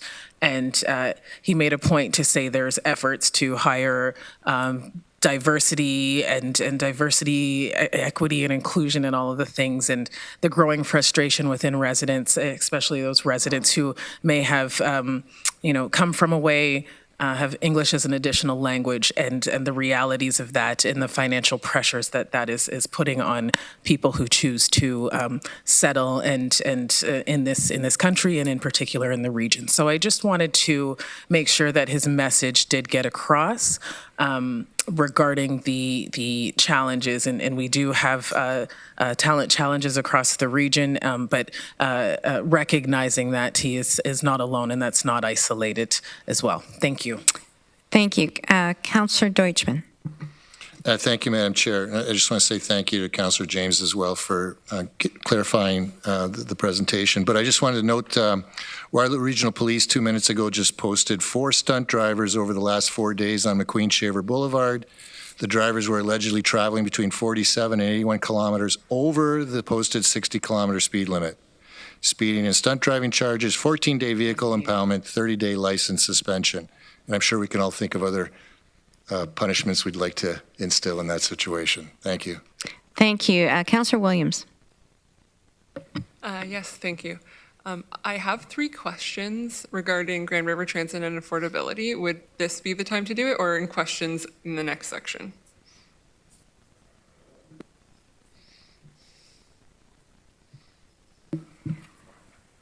Is it something that you want on the public record, Councillor Williams? Yes. Sure, go ahead. Okay, thank you. I have previously submitted these as well to staff, so they have prepared answers for me. I just wanted to talk about this a little bit and ask some questions on the public record, because I've had a lot of people just very concerned about the cost of living, and they wanted to know a little bit more about pricing, what we're doing to try to help residents and reduce some fares. And I know we've brought this up numerous times, so I thought this would be a good opportune time, since everybody's going back to school and work, and just getting that information out there. So the first question I have that I wrote was, thinking ahead to budget deliberations and the upcoming operational and capital costs for Grand River Transit, are we looking into the cost of adding TAP to our payment options or other alternative payment options? There have been positive results in increased revenues for communities that have implemented these measures. Things like this always make it a little bit easier, and I don't know if we're looking into that, so I thought it would be nice to talk about that. Would you like me to ask all 3 questions? And then, okay. So the second question is, high school students and young people beginning their careers are facing unprecedented financial pressures, as are their families who support them. What are the options for families and students that are being explored in terms of cost-effective past options? Because I know we've been talking about that, and I know these are things that are going to be coming up in budget, so I thought it would be nice to ask these questions so that if people wanted to give us councillors feedback going into budget time, it would be great for us to hear it when we're doing that. And then my third question is, we have opted to move to an income-based approach for reduced fares. Are we reevaluating income levels for qualifications soon, and can we look into the financial implications of adjusting those amounts to ensure we are serving our residents effectively, considering the level of inflation and cost of living pressures? So those were my 3 questions. Thank you very much. Thank you. Over to you, Matthew. Thank you for these questions, and thanks for sharing them with me and the team ahead of time. So I'll try to be brief. So on alternative payment options, so tapping an open payment, that's fairly complicated to switch over. We know, the parallel payment system with Presto took several years to implement that, and it's still in piloting mode. However, we are looking at a mobile payment option, so through an app, so that we can lower the barrier to access the system. Because as you mentioned, we know that the purchase of a physical card at the customer center is a barrier to entry. So that's part of our business plan for a proposal for 2024. We'll be testing the market to see with whom we can partner to be able to enable these new payment methodologies. On your second question with respect to high school students in particular, so last year when the question was brought to council during plan and budget, we had committed to bring back a fulsome strategy on transit affordability as part of the GRT business plan. So that's coming in the spring. But before that, to be able to work on it, we've partnered with the with Economic Development's Children and Youth Planning Table. So through Kevin, who's still here. That's including the school boards to conduct a feasibility study for the equivalent of a universal pass for high school students. So that's something that we're looking into, and then the outputs of that study will feed into the 5-year business plan. Again, that will be brought back to council in the spring. And in the meantime, in the budget proposal, we'll bring forward a group pass. We had heard last year there were some questions about how do we make the group pass a little bit more flexible, more affordable. So we'll bring some proposals around the group pass that can help for multiple youth traveling together with parents or friends. So we'll bring that as part of the budget process. On your third question with respect to eligibility for the Affordable Transit Program, so it's based on so today affordability is based on the market basket measure indicator that was mentioned a little bit earlier today. So today our affordability threshold is 15% above that indicator, which is an indicator of the poverty line. And it does get already adjusted on an annual basis to reflect inflation. So I think the latest adjustment, I don't know if it's effective yet, but the latest projection by Statistics Canada is that it will be adjusted by 7.6% this year to reflect inflation on that basket of expenditures for households. So that there is that adjustment there, and then as part of the business plan, we can also discuss modifying the threshold. So moving, and we can bring some financial evidence behind that to say if council wanted to put it at the market basket measure plus 30%, what would the cost be? How many more residents would be covered by it? So that's something that we can bring as well. I would say in the budget process, the other thing that can be changed with respect to the affordable transit program is the discount level. So that's something that we can is easier to change. So that one we can bring immediately as part of the budget process as well. Okay, thank you very much. That was very thorough. Thank you, Councillor Williams. Councillor Foxton. Thank you, and I'm sorry for keeping anybody a bit longer, but I wanted to get back to something Councillor James was talking about. I have an email tonight, Councillor James and other councillors, and it's the Workplace and Immigration Network is launching in Waterloo region, and the groundbreaking is September 27th. They're inviting us to a social type thing. But this is where they take educated workers that are for immigrations and pair them up with opportunities for jobs. So I may forward this to all of council and let them see about this group that's happening and use it as a filtering system for connecting people. Thank you for that. I see no other speakers, so I would now entertain a motion to enact bylaws first, second, and third readings. It's bylaw 21.1 down to 21.11. If I could have a mover and a seconder. Moved by Councillor Shantz, seconded by Councillor Salonen. Please use your e-scribe to vote.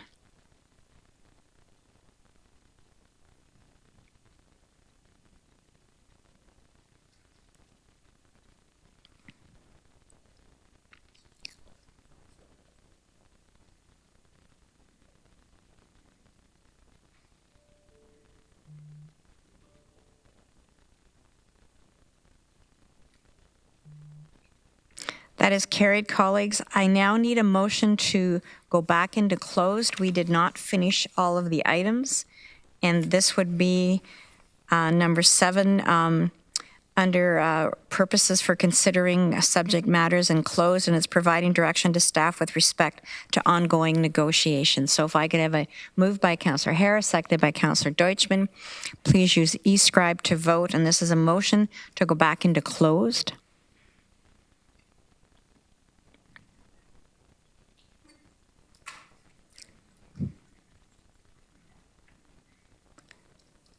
Councillor Erb is voting with his hand. That is carried, colleagues. And now I need a motion to adjourn. Oh my gosh. Okay, moved by Councillor McCabe, seconded by Councillor Harris. All those in favor, please use e-scribe.